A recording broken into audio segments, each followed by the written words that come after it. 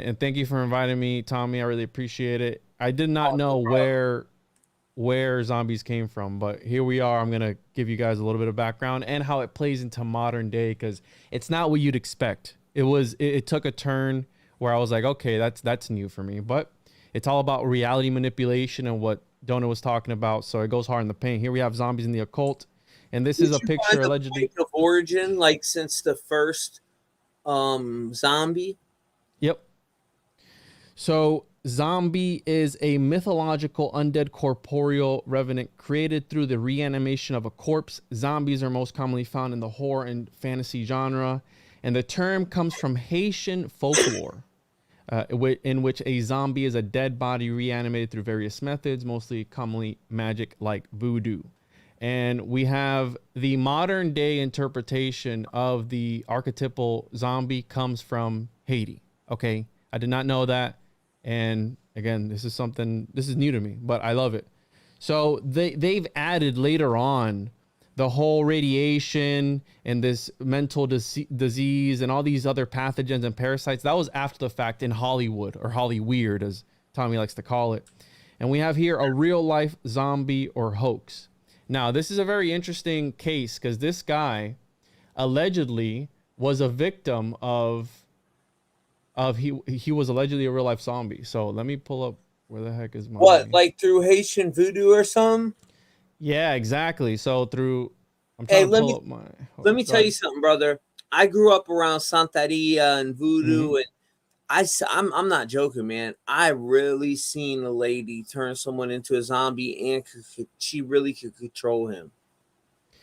There's been entire books written about this guy, and his name is Clairvius Narcisse, and I'm gonna probably mess these names up, so don't butcher me. But he was a Haitian man who claimed to have been turned into a zombie by Haitian voodoo and forced to work as a slave, because that's what they do. These zombies don't need water, they don't need food, they don't need anything, they work.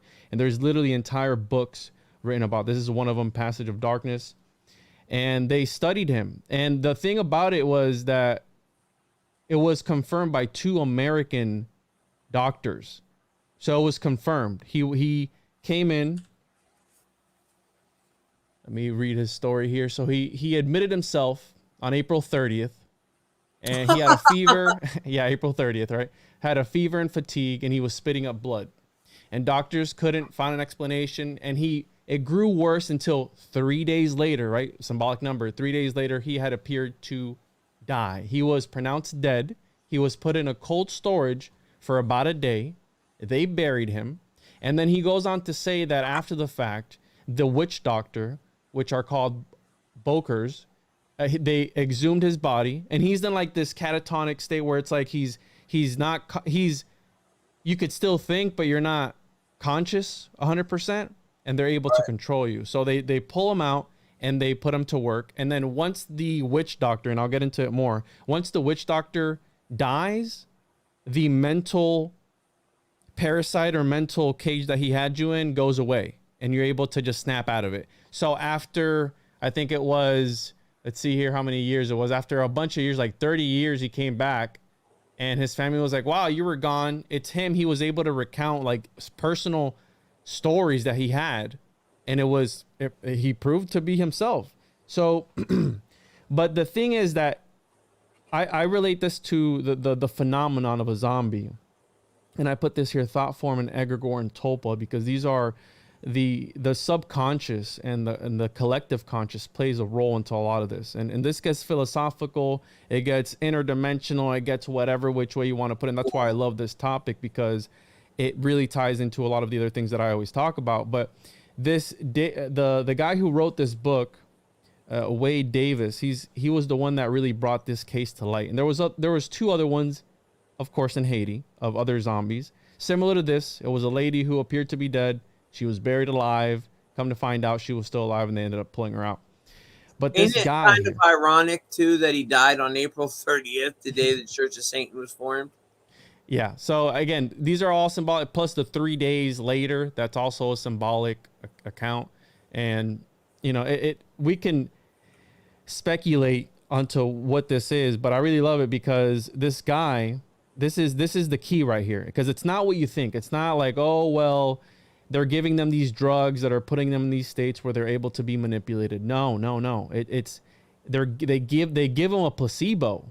They give them a placebo, and because of the societal reinforcements of the belief, since they believe in the zombie phenomenon, they are put in a zombie like trance by believing. And that right there is what I consider the real magic. That's what I consider the real cult. If you're able to exercise your influence over somebody mentally and captivate them mentally, I think that's where the real magic is. And that's what these guys have done since their society believes in zombies and believes in witch doctors. They are able to control these people who are allegedly, they become zombie slaves. Now, that's why I think that they have implemented this into our society, because as long as the people believe, even if it's a possibility, reality is subjective.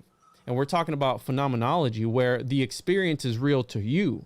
So as long as it's real to you, nobody can take that away from you. So when these people believe that they are a zombie, they truly are a zombie, right? Because that's their reality that they have created for themselves through societal influences, through cultural influences, through other things outside of their control that they're inserted into, right? Because again, this gets like how Doenut said earlier, 100% it gets psychological. It's all mind control. It's the OG MK Ultra. This is what the government was trying to tap into when they were talking about MK Ultra. They want to figure out how to give somebody a placebo and make them think that they're, that they are something else, or make them give them all the answers, and have full control over them. So I put a thought form in egregore because that's something of the collective. If the collective comes together, it becomes a reality. So if the collective cultural area comes together and believes that zombies are real, well, guess what? Zombies, werewolves, UFOs, Bigfoot, everything else is real. And it goes back to Carl Jung, where he talked about these are projections of the psyche. Well, what if we are manifesting these things into existence by thinking about them hard enough? And again, that's manifestation. And that, to me, is the true occult. That's the true magic. That's the true magician, sorcerer, etc. that you want to, whatever else you want to get to. But no, you're 100% right. I mean, Aleister Crowley and them talked about this, how to bring manifestation, what is in your head, out into a reality. All the elites know it. They train their children and educate their children from birth how to use manifestation, how to use the law of attraction, as our children are told, oh, that's all just fairy tales. But what do you think about that, Brother Doenut? Yeah, I mean, I find it very, very fascinating. If I can add upon what Juan is saying real quick with my screen and then go back to Juan stuff, because I feel like showing the imagery does a better job than just what I'm saying. Yeah, if that makes sense. You want me to show? Oh, okay, I see your screen. Let me do that. I'll just do this real fast.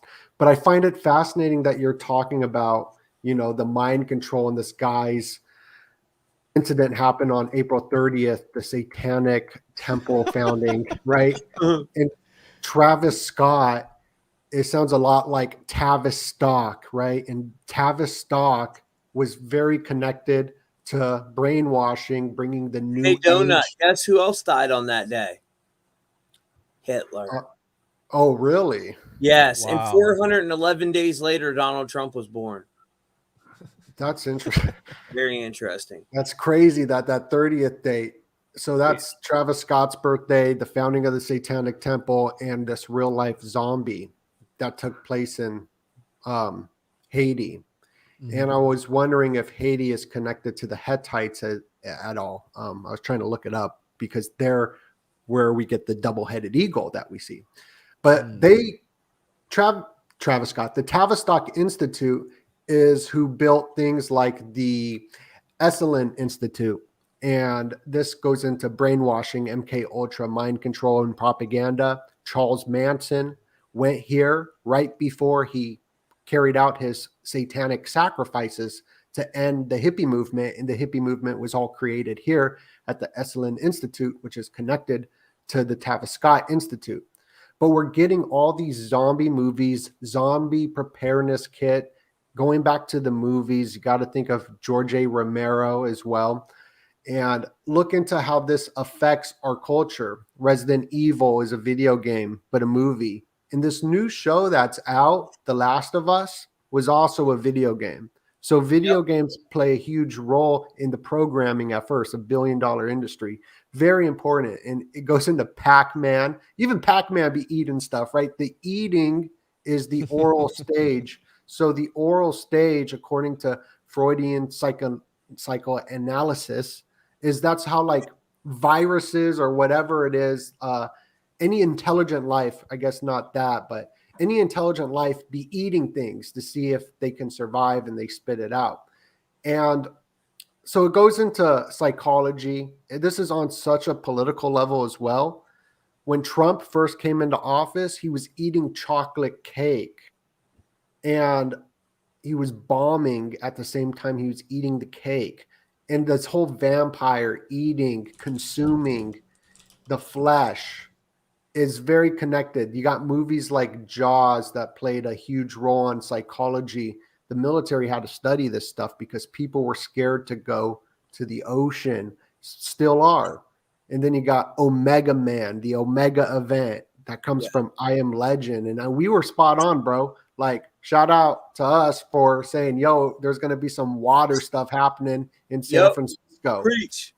And that's what's happening right now. There's a ton of flooding in San Francisco. That was the first time you ever brought me on your show. We did that and broke it down. And then I said bridges would fall, and 5 of them fell back to back. Now the grand finale, this Omega event, will be the GGB. I don't even say it no more because the algorithms will wipe us out. But you know the GGB bridge in the Bay Area. So the whole thing, I'll wrap it up here. Just boom, boom, boom. The vampires in our culture, Santa Korea diet, cannibalism. They're saying cannibalism is good for the environment. Scientists are coming out. Tons of cannibalism all through 2022, 2021. American Carnage came out. Remember that movie? It was about eating people and turning them into Dahmer was a hit. We did a Dahmer breakdown. That was huge. Oh, and Dahmer came out on a satanic holiday that called for what's it called when dismemberment? Dismemberment. When you chop a damn body up. And that's what Dahmer did. He had so many bodies chopped up, dude. Yeah. And so we got stuff like the zombie deer and this movie that just came out, The Last of Us, goes perfectly aligned with all the stuff I just talked about with the political agendas. Yes. Okay, so The Last of Us. In the first like 3 minutes, did you watch the video I did on it yet? The 10-minute video? Not yet. You have to check it out, bro, because the first 10 minutes they're talking about viruses, and he says that what he's worried about is a fungal virus, and then he says, oh, well, it can't survive in body temperatures above 94 degrees. He said, yeah, but with something like climate change, if the temperature goes up a couple degrees, now it mutates and it can survive in the human host. And like you was talking about with them grasshoppers, how, well, it's actually ants too. They take over the ant's body and then control it. And they release this antibiotic inside of them that stops their body from decaying as it's slowly replacing with this zombie parasite host, and that is what the movie's all about. That's what started the damn zombie apocalypse. Right. And this goes perfectly along with what they're saying about how it's heating up and there's zombie viruses under the permafrost that they're finding new things that are going to awaken. And so it goes along with the thing. And another cool thing, and I'll end with this, is that they show everyone listening to that 1968 lecture of the guy predicting what's going to happen. And they were all staring at him like a screen zombie, like how we look at a TV. Everyone was looking at that guy like a zombie as well. So very interesting predictive programming. Very interesting. Brother Juan, Yo. You got some more on the zombie, brother? Yeah, pull up my screen, please. That was all great, Yes, Donut. sir. Yeah, thank you, Doenut. Great. I need to learn more about the Tavistock Institute. Before Juan gets going, who built that, Doenut? You're muted, Donut. Oh, he's muted. You're muted. I'll drop you a link in the private chat to an article that was written in the 90s. Okay, thank you, Doenut. I appreciate that because I would like to learn more. Let me put Juan's. Boom. Okay, let me mute myself so I don't mess up. So we have here the etymology of zombie, because that's also very, I think that grammar comes from grimoire. So I think that by implementing these, and I don't want to disrespect anybody's gods or anything, or I'm just coming at this from a research point of view, but there are, when you talk, when you are speaking, you're casting spells. That's why it's called spelling. And I believe that language is very important, especially when it came to from the 16th to the 18th or 19th century, when they were bringing over all these slaves and they were coming together. Well, mind you, a people who are enslaved, that have no access to weapons or anything, they needed to come up with a way of defending themselves. So this is how, there's some accounts, again, this is speculation, of how magic came to be, because using words, using sigils, using things that aren't weapons in order to defend yourself. So if you're able to cast a spell on somebody by using natural magic, by things that you find in nature, then good for you, right? Because that's all you have access to. So I think language is very important. Zombie, 1871, of West African origin. And then I found it interesting. Zumbi means fetish. And then Nzambi means God. Originally the name of a snake god, later with the meaning reanimated corpse and voodoo cult, but perhaps also from Louisiana Creole, word meaning phantom, ghost, from Spanish sombra, shade or ghost. And then obviously you have the sense slow-witted person. In 1936 it was recorded. The English word zombie is first recorded in 1819 in a history of Brazil by the poet Robert Southey. The form zombie, actually referring to an Afro-Brazilian rebel leader named Zumbi, and the etymology of his name, etc., etc. So in Haitian folklore, a zombie is an animated corpse raised by magical means such as witchcraft. We have the whole necromancy, where it's the divination through the use of the dead. You also have the Knights Templar connection in there, because Baphomet, that at the end of the day, that's what it was. It was the head of a prophet. It was allegedly the head of John the Baptist. And there was an ancient Egyptian belief that if you had the head of a prophet, it would prophesize to you through divination. So again, these practices go way back. There is accounts of zombies in the Epic of Gilgamesh, and it ties all the way back to Mesopotamia. And so the origins of the zombie, and I found this very interesting because it went somewhere where I wasn't expecting it to. Zombie, African deity. It's the name of a snake deity in some cults in West African Vodun and Haitian voodoo. Zombie is a Creole word thought to be derived from Nzambi, supreme god of the Bakongo people of Angola. And the deity is connected with water and appears in different impersonations, one being Zombie Dambala, the rainbow serpent. Now, their pantheon consists of 232 names, so they have this entire hierarchy. And the premise behind voodoo, and this is the sigil or the emblem for this Dambala deity, and this is another depiction of it, and it's pretty much, like, not to interrupt, but I'm a big fan of Child's Play, the Chucky series, all of the Chucky movies, and that's the chant that he says, really, and to become Chucky, he does Dambala kind of voodoo. That's what it's he one says. Of their main. Wow. Yeah, it's one of their main deities, and so essentially the belief behind voodoo is that you're opening up yourself to these entities. Now, in other secret societies, they want to ascend to the Godhead. They want to go up the Jacob's ladder, the third pillar, whatever, etc., etc., the Merkaba, the soul ascent. the whatever it is, they want to ascend and go be up like Metatron and Enoch when he turned to Metatron and ascended up into the heavens.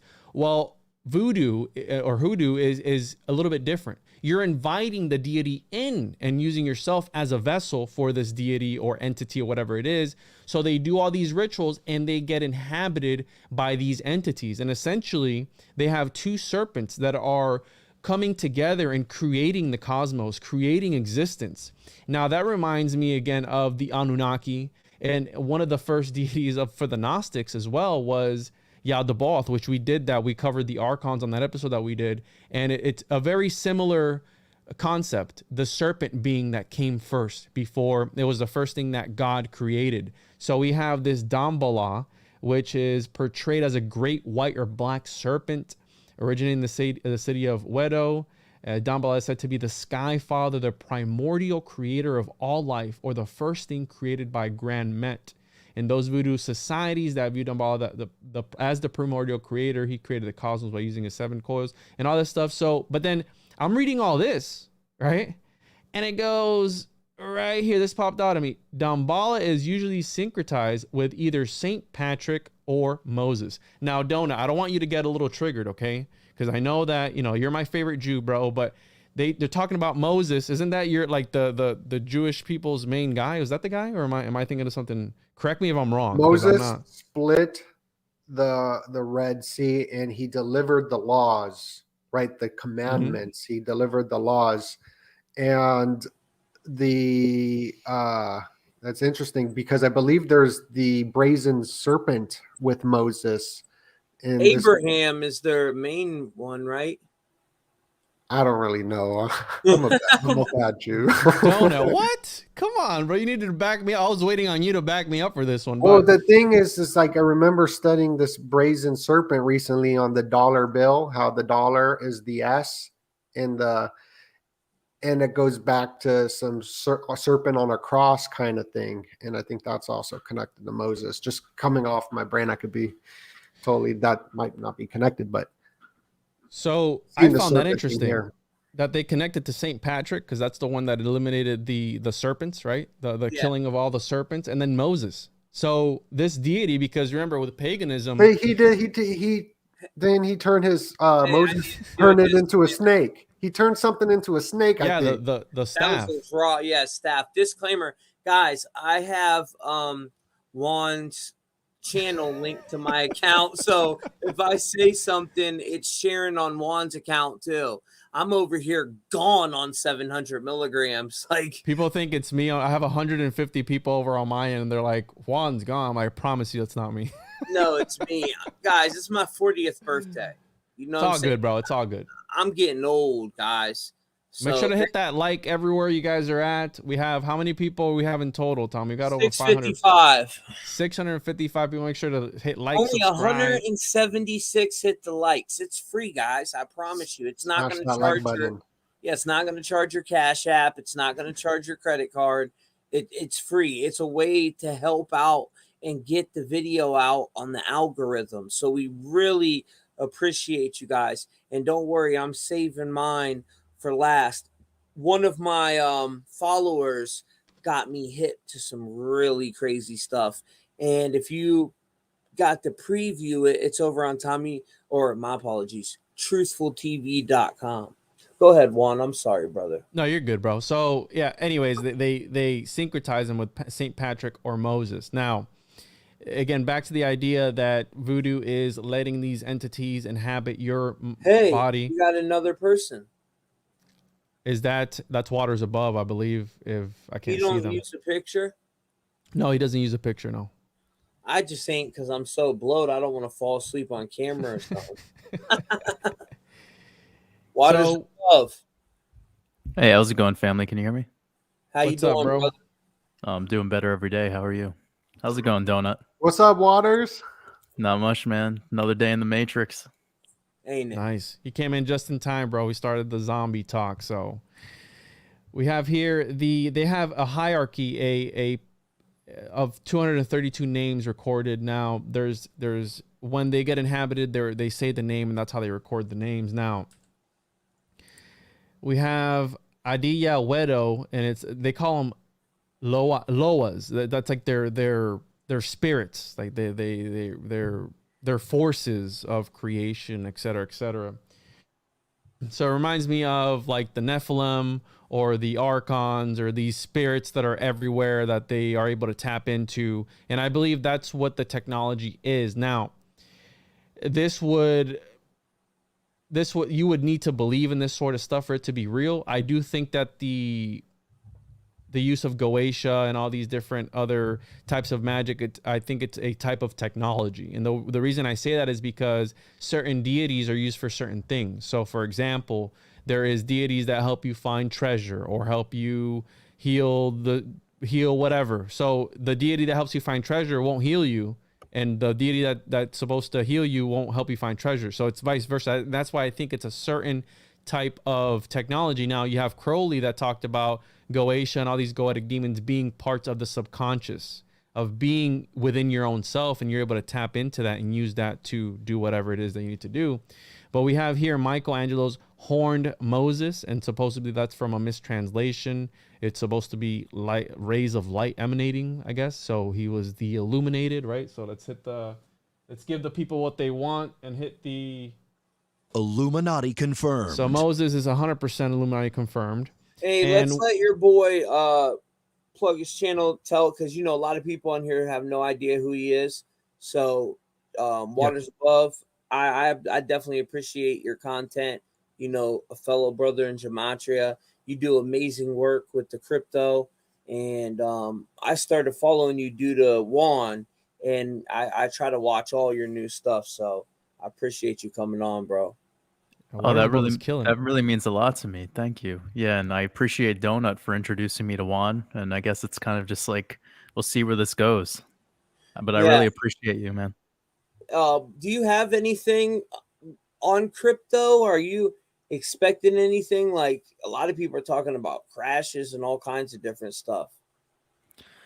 Well, regarding the market conditions, is that what you're asking? Yeah, like, okay, for example, that XRP me and you were talking about, Doenut. Do you think that's the one that the government will go with, or do you think it'll be like some new one they made up? Well, the government's going to use a central bank digital currency, something that the Federal Reserve and the central banks would have created. Like, that's what they would use on the retail level. But when it comes to Ripple, like the actual technology that they could use, it will be a different conversation than the token XRP.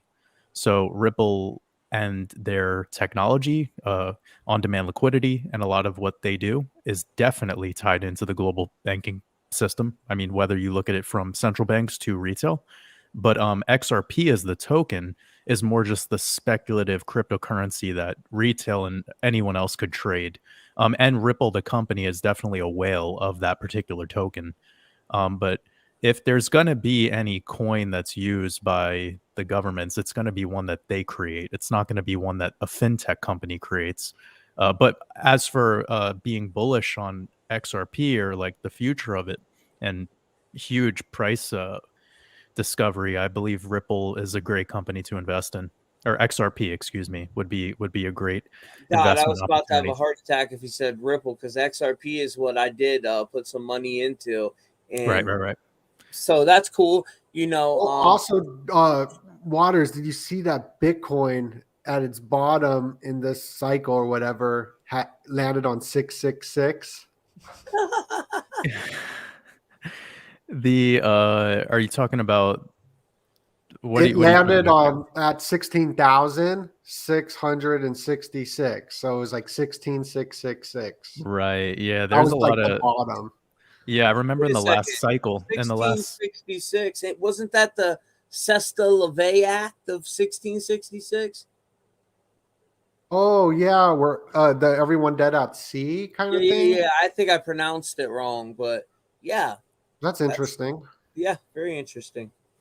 Yeah, I remember in the last cycle when Bitcoin hit its all-time high in 2018 in December, it hit the all-time high at $19,666. Of course. Oh shit. And there's a code in the blockchain as well that links to 666. And if you look at the numerology of Bitcoin, BTC is 223, but this is what I'm learning, gematria. If it's Bitcoin, B is 2, T is 20, C is 3. That you got the 223, but gematria doesn't mean that it's 223. It means that you plus 2, 2, and 3, which is 7. Or 70 or something. Or no, 7. Yeah, I don't know. I gotta look it up. We got 2 gematria experts with us. So Yeah, when it comes to actual Hebrew gematria, like what I would say, and this is a little bit more advanced, is if you're going to take English, you would actually be removing all the vowels, because vowels are always they're up to, well, they're variables. Vowels are variables. So the O could be the U could be, like if you were to look at Saturn, is also Chronos, but you could see Chronos written as Cronus, and even the K might be changed to a C, and then it starts to get kind of convoluted. No, So that makes total sense. Yeah, because the vowels in Hebrew, if people don't know, they're underneath. It's not A-E-I-O-U. It's either a dot. I could read Hebrew, so I know what you're saying. Correct. Yeah. So with actual Hebrew gematria, and what makes it a lot different from like what most of us do in the decoding community, we're not actually doing gematria if we're not using Hebrew. We're just calling it gematria because it gives somebody like a keyword that they could go research and get the idea of a numerical code that comes. Yeah. But I mean, just to answer this, the great thing about using ticker symbols when you're decoding using gematria, for instance, XRP, as opposed to typing out the whole word ripple, is you're doing what we just kind of said. You're removing those vowels. So Bitcoin being reduced down to BTC. One other really amazing thing is Bitcoin without the vowels, the BTCN. You're going to get 69 in reverse ordinal, and that was the all-time high of Bitcoin in this cycle. It was $69,000. Wow. You said BTCN? Yeah, so the word Bitcoin just without the vowels. Oh, I gotcha. Hey, Yeah. waters above. My personal favorite gematria cipher, I like Chaldean. And it's one of the older ciphers, right? Chaldean. Yeah, that's one of the ones that I prefer to use as well. Oh, is it? Yeah. Logan uses that too. There's a lot of people that, because you see a lot of people, they'll use like 5 or 6 different ciphers in their decode. I really try my hardest to stick to the one cipher. I think it's just a little more pure.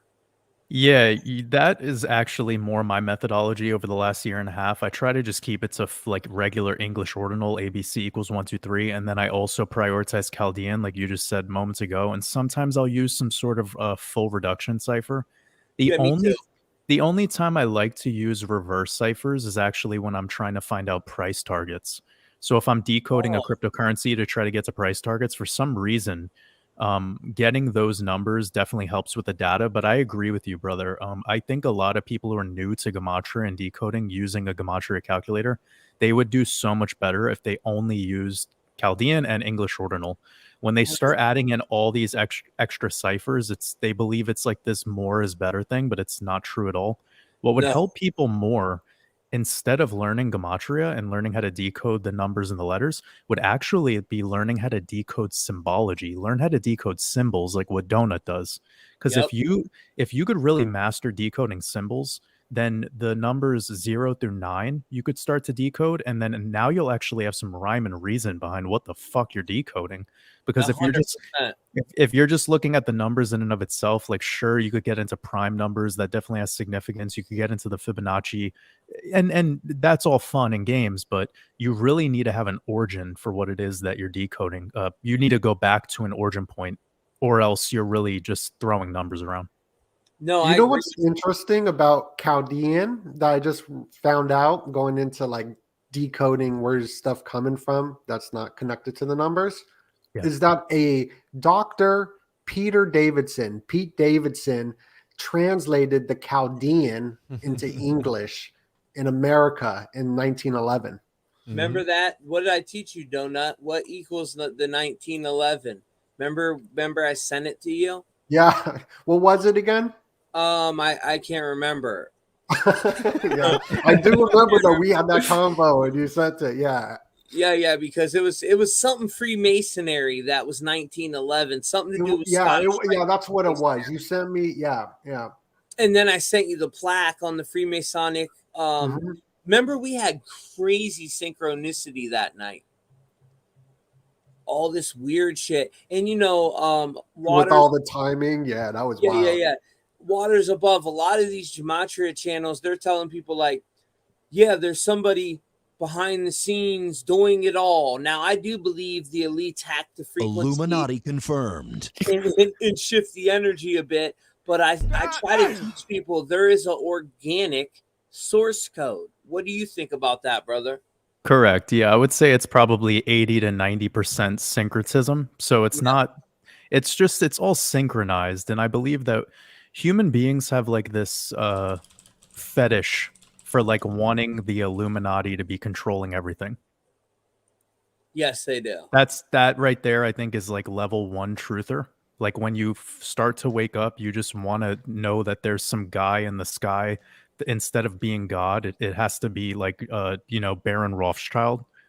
Like instead of God, now the guy who's orchestrating everything is George Soros. And that brings comfort. That brings comfort to people because they are at that frequency. And as they raise their frequency, they'll start to see that there's something that is so above and beyond human comprehension. It starts to almost be computer-like computer generated. And I Like watched SAI God computer or something we're in. Sure. And that's where Bitcoin comes into play with all of this, is like it was their way of just starting off a code system and then letting it run off of that origin. Like they called it the Genesis block. And I believe that I believe it's pretty basic that if you just see, well, I'll say this, okay? When you start to decode yourself, then you'll start to see how this is an organic code. When you start to decode other people, then you'll start to see that this is an organic code, because you're not decoding somebody who's a celebrity or somebody who is famous by any means. You're decoding your fucking grandmother. Right. You know, like she's leave a grandma alone, bro. Well, that's the test. That's the test, though. I tell people as you get into gematria, go decode your next door neighbor. Or go ask them where were they born, what was their high school mascot, what's their what's the full name of their husband or wife. When did you get married? When was the day that They're gonna call the police on you, Waters, if you start asking those sort of questions. No, but I mean, you offer to decode them as if you were gonna give them a reading of sorts. And I think a lot of people are, and when people want to know about gematria and numerology, they want to know, like, well, I mean, what is this, and who's controlling it, right? And like Tommy said, because the bigger channels, or I guess the biggest channel out there, perpetuates the site. And I'm not going to get into names because I don't want to disrespect I already anyone. know who you're talking Yeah, about. no, I mean, I want to be. Say it either. Yeah, I honor everyone who's going out of their way to teach the world about this level of, perceiving reality. But I'll just admit that to go along with the energy that human beings are controlling everything, and it must be this nefarious team of people that are changing the sports scores on every fucking game that happens in the NBA season. I mean, just come on. Vibrational energy really is what it is that's perpetuating. A lot of people do it. And I don't attack any of them. I don't speak bad about no one in the gematria community. Now I'll roast the shit out of some other people, but with the gematria community, I try to help everyone. And I usually like the littler people that are trying to come up because they're so pure. But I definitely loved your work after I checked it out, and I figured you thought a lot on the same lines as what I believed in, and that's super cool to hear you say that Waters got an interesting take on zombies that we did a podcast on with Amazon and I believe Atlanta. What's up with that, Waters? Well, the one last thing I would like to say is when it comes to like the Super Bowl or the World Cup finals or the who's getting the gold medals in the Olympics, that is 100% predetermined. That is fake. Who wins the Super Bowl is fake. Now, every other game that gets you to there, well, that's another question. But I do want to interject that although I believe 80 to 90% of this code is absolutely organic, Also, you got to look at the Super Bowl is what 5% of all the games of the entire year. So it sort of even proves along the same theory as even if they were to control the Super Bowl, you take all the teams multiplied by 16 games each, multiplied by all, and add in the playoffs games. One game out of all that, you end up with it's minutia, but that is what is the most important because that's the team that gets the most prana. That's the team that receives the most life force energy for an entire season. And that is what the elite are doing. They're trying to extract prana from you. They want you to like sit around and talk about Kanye West all day. They want you to talk about Andrew Tate all day. That's so true. This prana floods into that particular individual, and now they can use them as like this divine, like almost like an archetype, like they become a Jesus character. So I'll say that. But anyways, back to the zombies. What did we talk about, Donut? So you were telling me about first the Amazon's got some zombie guide, but next to that, yeah. Atlanta. I got it. Hey guys, I got it here. I'll load it for you. Waters, it's right here. He's not lying, and I thought it was fake when it first came out. The CDC released a zombie apocalypse warning. Amazon had this shit. Is that what you're talking about, Waters? Yeah. Amazon, their server is like AWS, and it's like one of the biggest servers. I don't know all the logistics behind it, but I think it's gone though, because I looked it up and it wasn't there anymore. 666 in the live when I put that up. Now it changed, but I don't. Well, the CDC took theirs down too, but it was still up. You know what I'm saying? So you can take it down all you want. The fact is, on 3/4 of 21, the CDC put out a zombie preparedness thing, and that's because zombie equals 34. You should be able to use some sort of search engine thing to go back to a certain website on a particular date, and you could probably find it pretty easily. But yeah, I mean, I just thought it was on TommyTruthful.com. I used the Wayback Machine to get it. Nice. Yeah, I found it, and I was reading it with just like pissing my pants because I was like, "This is unfucking believable," and no regular person is gonna care or read this. And it was just so well timed. Like they kind of. Did you say it was on March of 2021? Yes, 3/4 of 2021. Yes. Yep. Okay, that's amazing. Nate, yeah, hey, that was. You see this new one? I did this last night, bro. So this new series came out called The Last of Us.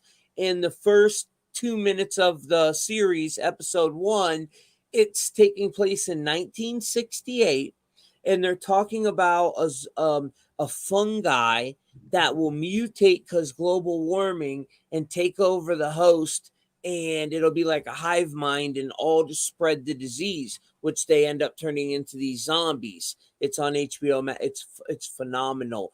But 68, that's Wuhan, Seattle, Washington, the year they coined the word coronavirus, made 9/11 their little emergency code.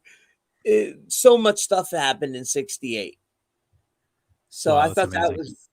I thought that was very interesting, bro. Yeah, I love learning about stuff like this. I mean, all these connections are amazing. It's great that you're attentive to it, and it's just so great to see all these decoders that are putting their energy into different fields of decoding. It's really helpful. And then coming together and not bash it. That's what I love, brother. I love to unify people. And like right now, you seen in the comments, people said, "Oh my God, I lost my shit" when Waters came in. So Doenut, that really Waters. means a lot to me. I mean, this is an all-star lineup right here for my birthday. Someone else said you have a beautiful voice too, Water. So on my side over here, it is very calming. It is ASMR. When I'm done with my YouTube career, I'm gonna become a phone sex operator. So if you guys want to help me promote that work when that time comes, I really appreciate it, bro. Yeah, no doubt. Yo, I mean, getting into the gematria of zombie, you're getting 70 in English ordinal, and that 7 is so big. It's been really big this year. And anyways, I just wanted to bring that up because we just went through the Shemitah year, as I've spoken about with Doenut quite a bit on transmissions. You said 70. You said 70, right? Yeah, correct. So Night of the Comet, remember that movie, the 80s movie, which this comet goes by and turns people into zombies? Whoa. Yeah. From the release of that movie till March 4th, when the It's CDC zombie preparedness went live, it was so I 36 have years, something 3 months, and 22 days. I have And then something there's you're all really gonna love, actually, now that you brought this up, because you brought up comets. For some reason, yesterday I was watching the documentary that was on that cult called Heaven's Gate. I don't know if you Mhm. guys remember Heaven's Gate. Well, I Yeah. wanted to tell Doenut this because he recently just did a bunch of stuff on the 322, and then Tommy Truth, like you just brought up the comet and the 322. Well, yeah, no doubt. the date that Heaven's Gate committed suicide was March 22nd. And it was when Hale Bopp Comet was passing through. So they did that suicide ritual, which was the most that was the biggest mass suicide in America still to this day, and it was Dude, that's 39 people. nuts.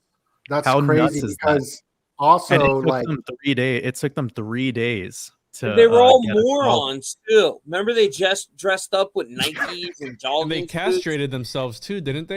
Yep, they did. Yeah. They cut their schlong. Yep, sure Wow. did. No, that's but that wild, bro. ritual, bro, you guys have to like look into it. Like, even if they didn't know what they were doing, those Nikes are just the shoes of Hermes. You know, like they're the sandals of Hermes. So it ties back into that connection also with Saturn, because they were wearing black and white Yankees. The Mhm. black and white, Yeah. the conscious and the Well, you know, subconscious mind. you brought up the Shemitah, and what I'm looking out for, talking to this astrologer, is March from her insights that Aquarius is going to be like entering something. And when this happened during the lockdowns. It also happened in the 2008 mortgage collapse. And this will Yeah. be happening in March. And I got to rewatch the video, but I'm looking out for some event to happen in March because we are in the 322 year. You're just Right. put that 322 thing up. And That's a great even guess, Donut, for real. that what was Jim Jones, that went down November 18th, the 322 day Oh yeah, of the that's year. an amazing connection. Well, I Oh, mean, just quickly for you guys, in the idea of around that 320, that's the vernal equinox, the spring equinox, and I just released a decode on my Patreon called Year of the Rabbit Decoded for the Chinese New Year, and Ooh. this is all coming back to symbolism of the moon and symbolism of Venus, because the bunny is a symbol of sex and fertility and desire, and that comes back to Aphrodite, and her month is Playboy. April. Right, but that vernal equinox, or Ishtar, Ostara, is connected back to Venus, right? So that is 320 this year, and that tells me that during our vernal equinox, we're probably going to have a ritual, because it's the year of the rabbit. So it's tied back to all of this. This is a pretty wild Absolutely. connection. Yeah, Yeah, I that is went pretty wild. deep. That's great find. What is Yeah, I went your deep on it in my Patreon. So if what's anyone's your like in on that, Patreon? it's patreon.com/watersabove. This And I guy's did a killing it on really Patreon, bro. I did a really long decode on it. It's probably like an hour long, and I even went into the charts too to show people like the kind of the projections of where I see the market headed, and not only for cryptocurrency but the stock market as a whole. And it's the year of the rabbit, so this is gonna be Oh probably like a my lucky God. energy, like a positive energy as we get through the month of March into the the lunar eclipse of May. And this May lunar eclipse, by the way, it's a cycle that only comes around, I think, every 32 years, and it has everything to do with Venus and the sun having a return. So the Venus and the sun have a return, and it happens on 5/5/2023, the 5/5 date. Wow. Interesting. I gotta Yeah, that's show Cinco de Mayo, and it's gonna be I dope. gotta show you guys something. Check this out, Waters. Let me show you this, bro. I just went and looked because of Donut talking. So from 3/4 of 21 until 2/12, the Super Bowl is exactly 711 days. That's Mm. very interesting. That's the day the zombie preparedness went live. And why I'm looking at this 2/12 cipher, guys, because let me show you. It is part of the decode. Over here, I did this blog, and my friend helped me out with it. All the movies are down below too, so you can watch Night of the Comet, and there's the CDC zombie preparedness thing that was on 3/4, so it's from that event. But Yeah, Yeah. the date of the 12th of February is also the right day there. leaving 322 days left in the year. So look Yeah. at this, bro. And it's the 48th day, I believe, or 43rd, the Yeah, 43rd it's the day of the 43rd. year. And that's the age Gangsta Boo just passed That away, that 43. 212 number, because the Super Bowl this year, the 57 Super Bowl is on 212, and that's a date with 57 numerology, and it's the 57th Super Bowl, and it's at the Cardinal Stadium, which the Cardinal cross, the mutable cross, 57 represents birthing, so that 212 date, which It's getting maximum spicy up in overdrive. here. Yeah, Maximum Overdrive was a movie that was part of this decode as well with Comet ZTFC, and it's just crazy that a comet turned them Well, into damn zombies. what's great about this 212 is it's like a palindrome of the 12s. So it's like 2112 backwards and forwards. And the word rabbit in Chaldean equals 12. And we're in the year of the rabbit during this time. Wow, Doenut loves rabbits. I Don't did you? this decode on the rabbit, and it's pretty crazy. So the year of the rabbit, the bunny, the moon, the rabbit on the moon, going back to Japan, even the Maya goddess is depicted with the bunny. And I'm tying this into the UFO stuff because in all the predictive programming, we're talking about zombies, predictive programmings, cinemagicians, as Juan calls it, that the cinemagicians of aliens goes back to Bugs Bunny. He was the first abductee. And then in that same decade, the Barney Hill and Betty, like the Flintstones characters, got abducted, the first UFO abductions. So there's this huge connections to bunnies. E.T. was hiding in the closet next to Bugs Bunny with alien stuff. And this is a huge psyop. Yeah. And then, at CERN, they have the bunny, which Donut taught me that. And there's a new Adolf Hitler series I just told Donut to watch. The first 3 minutes of it, Ava Braun standing there with this white bunny. So there is something going on with these damn bunny rabbits. And remember the whole Q psyop, waters above? I mean, everybody thought Trump was coming to save their life. and you know what I'm saying? That was follow the white rabbit. Yep. Yeah, I mean it's amazing too because the Economist magazine, they came out with the magazine a couple days after the at the start of the Shemitah of the last 7-year cycle, and they came out with it and it was called Down the Rabbit Hole, and it was Alice in Wonderland themed, and it was showing the bunny looking at the hole, and it was Bitcoin was like dancing and Cardano was jumping down the hole and ETH was jumping down the hole, and Bitcoin and the dollar were. Symbolism. Yeah, so it was just dope because they showed the serpent and it was just full of so many connections for decoders to kind of perceive what the next couple of years were going to end up being like in the market, and it was spot on. And they released that in a 33 timeline. So like the first Economist magazine, 33s after Bitcoin like took off really in 2018 was like a 33-year span. And then that issue came out like 33 months or something after that, or it's just a weird 33 connection. And this is connected to the last eclipse, these sacrifices, because the guy who wrote the Economist magazine was Evelyn Day Rothschild, and he passed away during this election year on the 7th, and then the 8th was the full moon, the 8th, and that was an emotionally charged event, just like the year before. November 18th was a full moon, 322 day, and that's when they had the Rittenhouse verdict go through and young Dolph died. Right before that 8th, remember they killed him on the 1st because me and you did a podcast. On who? Takeoff. Yeah, so Takeoff died. Anyways. Yeah, he died on November 1st, and this was a huge ritual. If you look at his ninth song was called 320. He died. I know it was called 230, and he died at 230. And 9 is a completion number. 1 through 10, 9. It starts over to the 1 again, and that's when he died. It's crazy. Now that you're talking about that, I was just looking at the charts, and Bitcoin, for the first time ever that it hit 33,000, it hit on that day $33,300. That was the highest it hit, and it was on January 2nd of 2021. So that's the 2/1 date and the 2/1 year.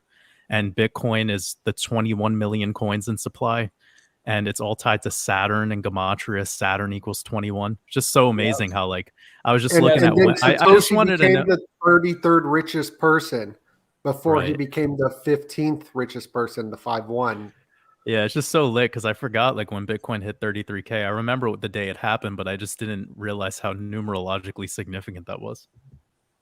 Hell yeah. Well, brother Did you guys Juan, I have a quick question for you guys because I'm really interested in something that just started to come to my attention. It's this guy Orlando Brown. Do you know about him? He was like an ex-Disney star that used to be in I think it's called That's So Raven, and he's been like quote unquote revealing the New World Order, and he's on a ton of these interviews. He recently just did an interview revealing talking about panda eyes, which is he like, just, you know. I think he's an agent. Do you guys know? I know Okay, exactly so you do who know it is. about him. So I shared just him want to on say my one thing and then Instagram, I'll bro. He said Okay. he said that Takeoff was really this basketball player, but you know, I was showing the numerology why he picked that player, which his name was Dotson. I think it was like Andrew Dotson. But so I showed that it equals 322, and I said, guys, obviously he's not that person, but they do change different characters on the world stage, I believe, anyways.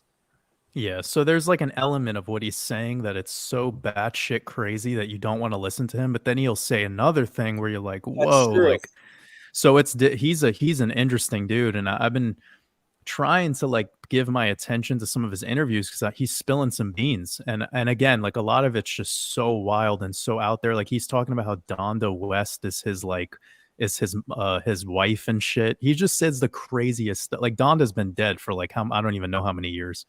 So like some stuff you don't know if he's trolling, and then other parts he's revealing cloning. He's revealing like specific people that are tied to specific conspiracy theories that do they're plausible, but then he'll say something that's so ridiculous that like you can't even take him seriously. So Well, I just that's wanted a to bring good him up because He that's a comes good from the gatekeeper, Disney. guys. That's what they do. You know, Yeah, he's from the Disney Channel. So, they tell Yeah. They tell a lot. It's like of a psyop, like a psychological like operation. Andrew Tate. They'll tell like Right. Elon Musk. They'll tell a lot of truth, but then they throw some real crazy shit in. They're alchemists. They're never going to come out and say it 100% directly. Right. It's going to be shrouded in symbolism, and you got to read between the lines if you're initiated. If not, then get fucked because you're outside of the club. For you, right? Right. You're not on the level. Exactly.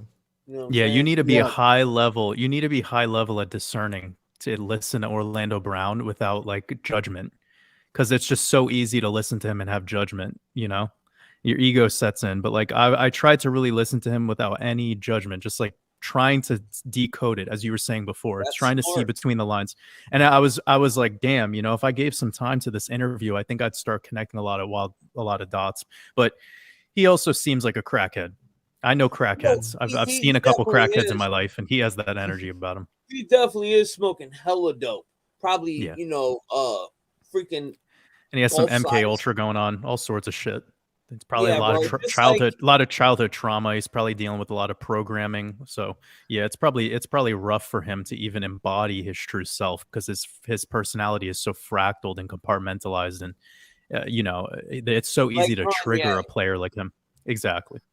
I mean, Kanye is so talking about zombies. I think Orlando Brown is a good example of like a shell of a being who has like something going on that you know, literally like a zombie. Yeah, definitely. Well, this whole Disney corporation, I don't trust anything that comes from it. I think Elon's part of the Disney corporation, and with Werner von Braun, you know, Jake Paul as well. Anybody that comes from Disney, I'm just like, nope, can't, you know, automatically. Yeah. Disney is NASA. Above. One last question before I let Juan finish his presentation. Moon landing, fake or real? You know, I have a dope video that I'll send you that is the bloopers of the moon landing, where it's the film was fake. The filming was fake, and I wish they would have just said that They should have just said that the filming. They should have just never released film. If they would have just told the public that, hey, we went to the moon, it would have been great. But It would they have been showed better than that damn film. that And they film was, lost the footage. yeah. Then they taped over it, which is like, dude, you wouldn't even tape over your like daughter's first soccer game. Why the fuck would you tape over the moon landing? Like, Remember they said they lost the technology too? Who the fuck loses the technology? Someone told me space is fake and gay, so I don't know what that means. Do you turn gay when you're going up there or what? I don't know, dude. You know, I don't even know if we're allowed to say that word, so be careful.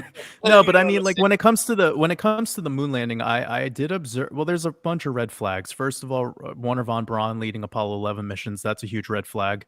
If you look at his tombstone, it was Psalms talking about the firmament firmament showeth thy handiwork of God. So clearly, he doesn't believe in outer space the way that it's perpetuated via NASA. Another thing I think it is, Waters. I think it's all interdimensional, bro. That's like why they're using CERN. I believe they can travel to other dimensions throughout the multiverse because I believe we're definitely in some organic simulation. But I don't think like they shooting a rocket up above us. I don't believe that part.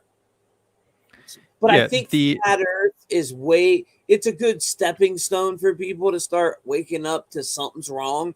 But it goes way beyond that into simulation theory, and you know what I'm saying? Yeah, exactly. Yeah, I think of it like a Russian doll, and I might have talked about it the last time I spoke with Juan and Doenut in our last transmission. I just look at it like a Russian doll of toroids, like toroidal fields.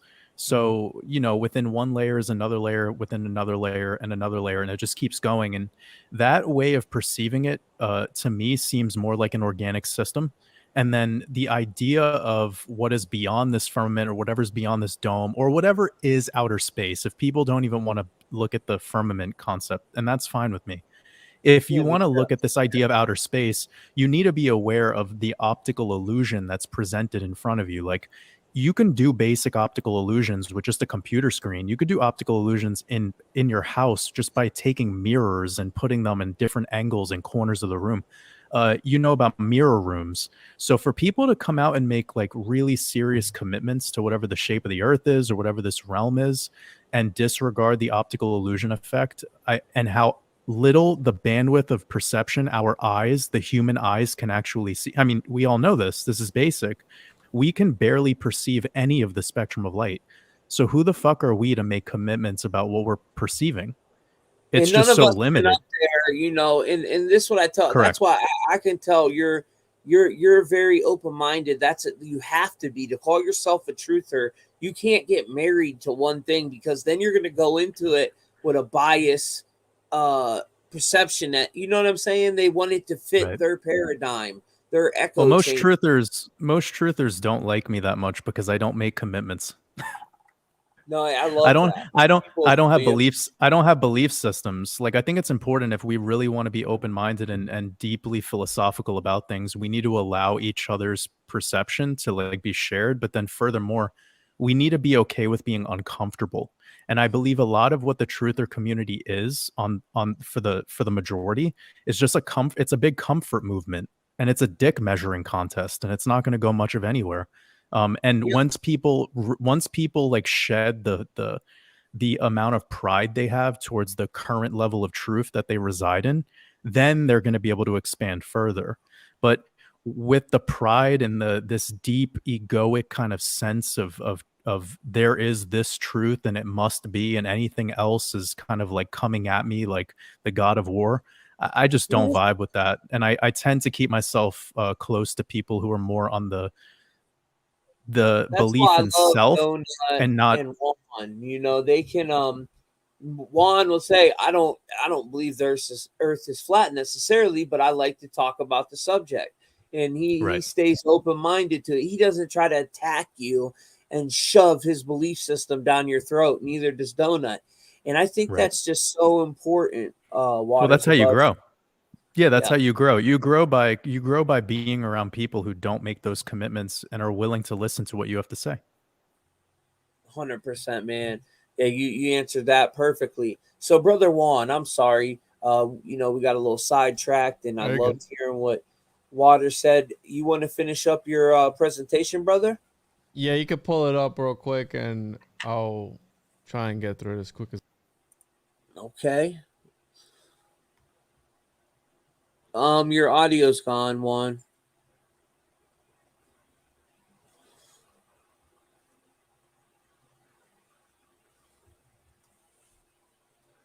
Audio, Juan. Does he realize he's muted? There you go. Yo, can you hear me now? Yep, Yeah, my thing keeps cutting in and out. So you're good.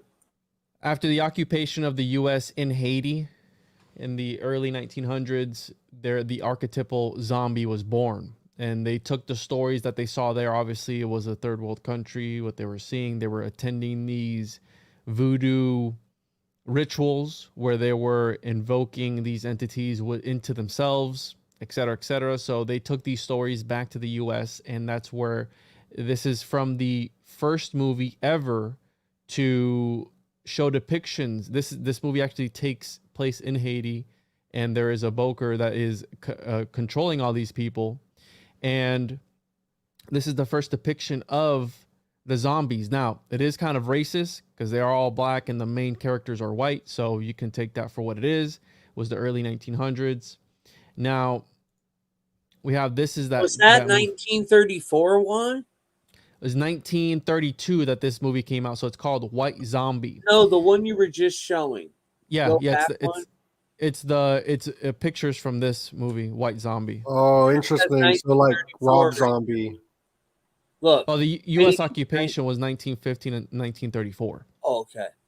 So that's kind of where like White Zombie, Rob Zombie, yes, comes from. Exactly. So this was the first is considered to be the first feature-length zombie film, and is described as the archetype and model of all the zombie movies. So this is how you get the typical, the slow crawling zombie, et cetera, et cetera. And during this time, it's a very interesting time because it's obviously at the heels of the Great Depression. You have Frankenstein, 1931. You have Dracula, 1931. And then you have this White Zombie. So they were looking for their next hitter. And it turned out to be this White Zombie. It did really well, even though it received horrible reviews. Very stereotypical. It takes place in Haiti. It's a very crude story, Romeo and Juliet type of thing.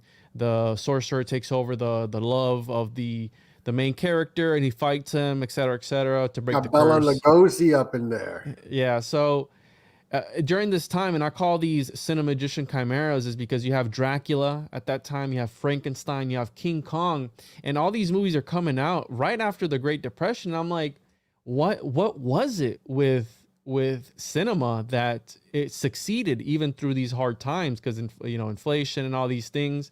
Well, it turns out that the cinemagician's chimeras, I believe it's a sort of mythological story that they're painting, right? They're painting this entire universe. And during the Great Depression, they called it the economic contagion. So it spread from one market to the next, et cetera, et cetera, et cetera. And it was just a domino effect. And the reason that movie theaters, and I put theaters portals to other dimensions, and here we have that Doenut and I did that video on alchemy, which went hard in the paint. And we did that video on alchemy. This is the king in the, I call it, he's hotboxing, but I mean, it reminds me of a movie theater. It's a simulated cave. It's a simulacrum of a cave. And so movies provided an escape for the hardship of the Great Depression, allowing a glimpse into high society life so far from rural life. People were fascinated by the movies themselves and by the glamorous lives of the men and women who starred in the film. So during this time, the reason that these movies survived, and this is all going to come together here soon, is because people were living through these movies. They were being teleported. Their consciousness, which plays a role into the zombie, was being, I believe, transported, because these movies are sigils. They are mandalas for the consciousness. So they were being taken elsewhere in order to escape the mundane world, in order to not have to worry about everything that's going on. There's people killing themselves. The economy's in the gutter. Everything is going bad. So they used movie theaters, and movie theaters didn't ever go out of they never went out of business. And it makes me think of when that thing happened in 2020, of why they never got rid of of the movie theaters, and then we had the whole AMC thing where people were pumping the stock, and you had Looks like we lost Juan again. And it's kind of interesting that before movies, there was radio, which was showing us the alien invasion. And that was so popular because when people are depressed, that I don't think Juan knows that his audio got cut. But His people audio were so on he people paused. were yeah, people were so depressed during the Great Depression. They put out these radio shows. They're a hit. Entertainment always does well in depressions, so people can escape. So prostitution, gambling, alcohol, and now we're into the movies. You back, Juan? yeah, dude, this is really fucking annoying. But Juan, it happens, brother. They're targeting you. It's your internet. what was the last thing you heard?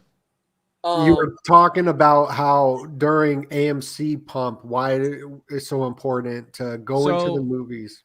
Yeah, so I believe I talked to Jay. I don't know if you guys heard that part, and he talked about how it's an effective technique for pretty much MK Ultra for controlling the subconscious, controlling the psyche. Yes. And the whole thing with sigil magic is as long as you're imprinting things into the subconscious, if it stays there dormant and it's charged and activated, it comes into reality and it manifests later on. Now, movie theaters, I believe there's a lot of secret societies that go into caves for their rites, for their rituals, and all these things. So a movie theater is pretty much the simulacrum of a cave. It's dark, and these monks of back then. So you have here this picture of the coffin. Well, the idea is you go and you lay in total darkness for 3 days, right? Because it's symbolic. And you meditate, you do breathing exercises, you produce whatever chemicals in your brain. And once you come out, that flooding of light induces a DMT-like or near-death experience, and you're able to tap into some higher part of your consciousness. Again, I'm not an alchemist or an occultist, so I don't know exactly what it does, but from all the literature that I've read, that's what I get from it. And there's different types of zombies, right? Because I want to paint this picture and put it all together, how they're using in the modern day, they're turning us pretty much into zombies. I mean, that's what they're trying to get at. And this book that I mentioned earlier, The Serpent and the Rainbow, he goes into that case of the guy who was supposedly a zombie slave for a while. It was 16 years. He came back after 16 years. And a Boker, which is the sorcerer, he is the one that allegedly it's through the use of this mixture that they do, that they get these plants and hallucinogens and all these things, and they put it together, they give it to the person is supposed to go into this trance-like state, and they're able to do whatever it is that they want over that person.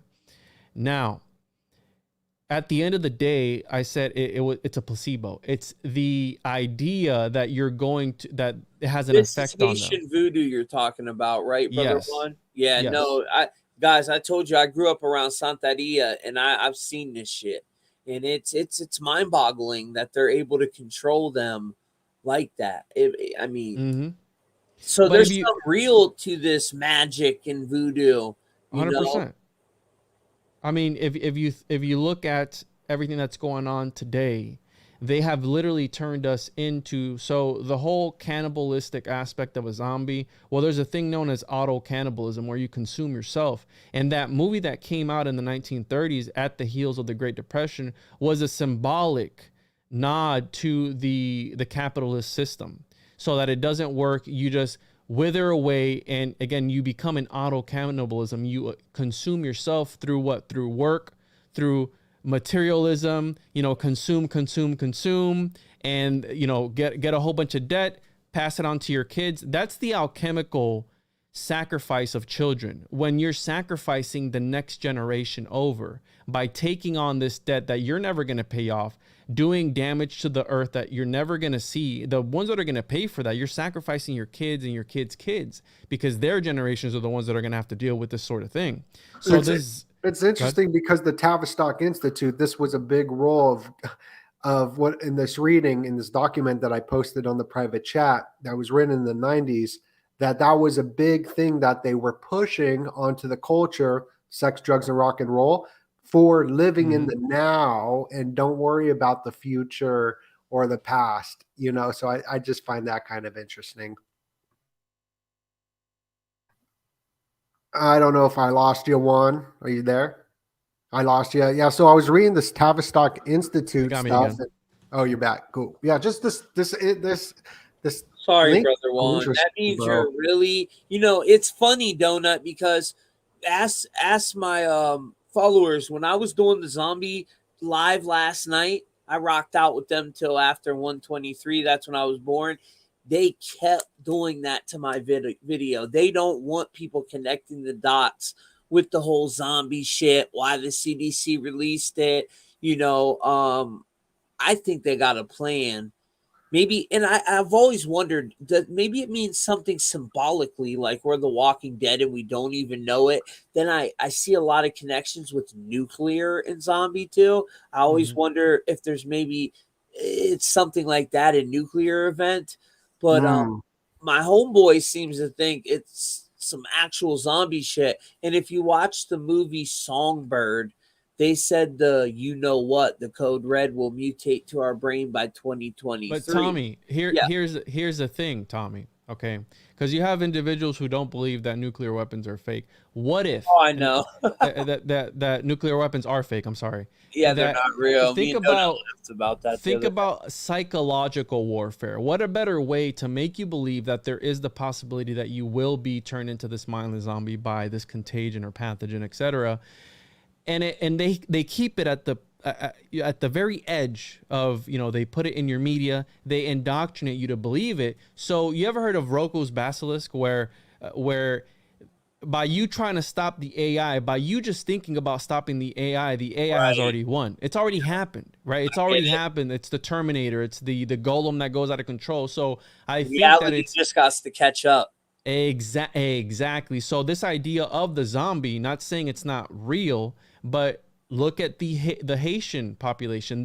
Since they believe in magic and they believe in all these phenomenon, then it becomes real to them. They live that reality. Their reality is manipulated. Hence, that's why they're able to be turned into the. So in the truther community, that's a problem that I don't like about it. That it's all about, again, and I'm not throwing shit at anybody because Doenut, you do it where you predict and all these things. Well, we talk about like, oh, this is gonna happen or this is gonna happen, et cetera, et cetera. Well, if you talk about it enough by projecting it into the ether, you're going to have it happen eventually, because a broken clock is right 2 times a day.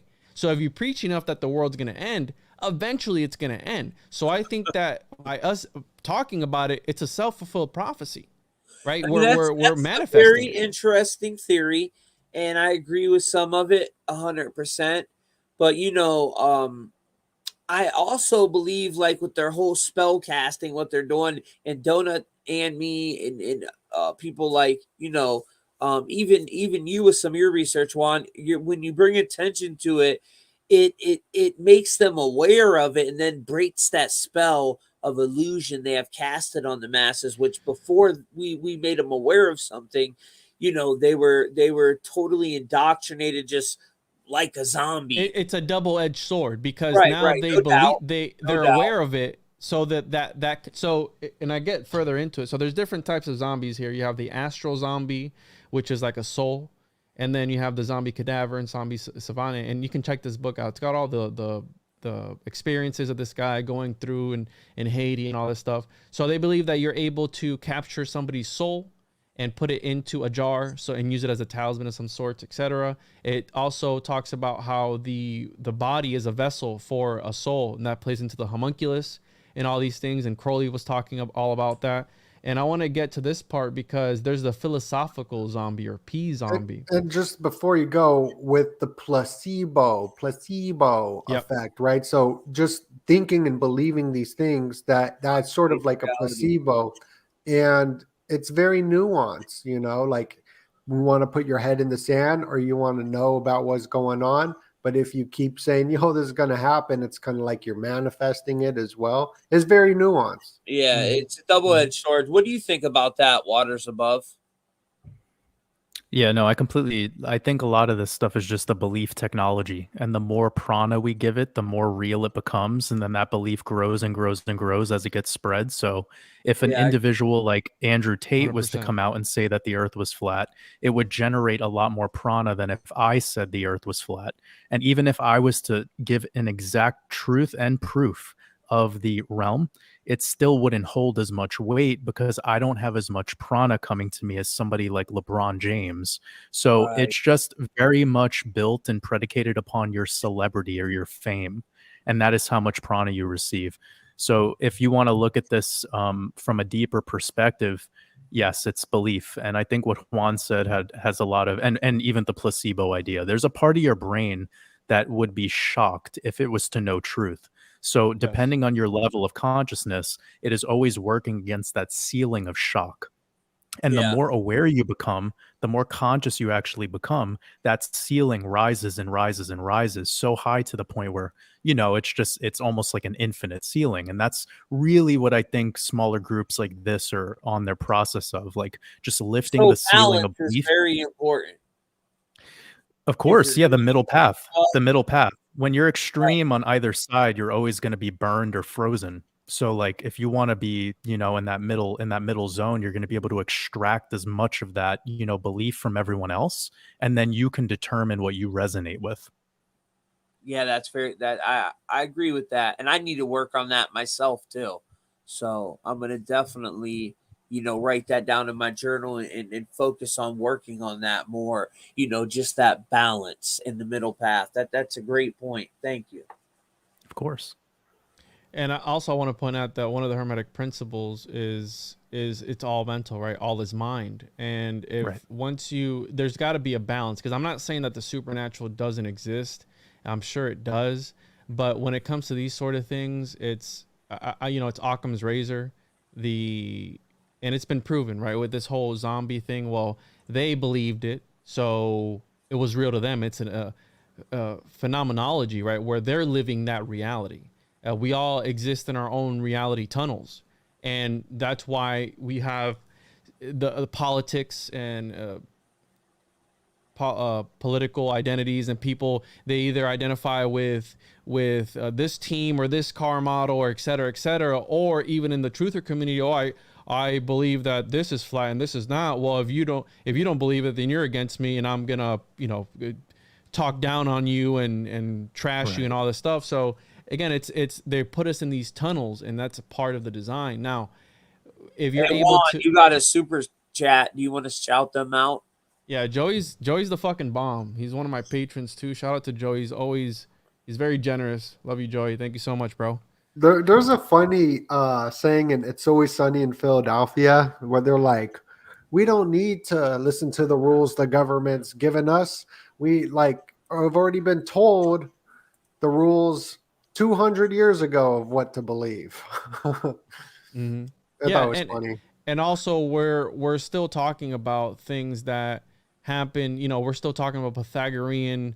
We're still using the Pythagorean theorem and all these things of guys that were in existence 300, 400, the year 300, 400.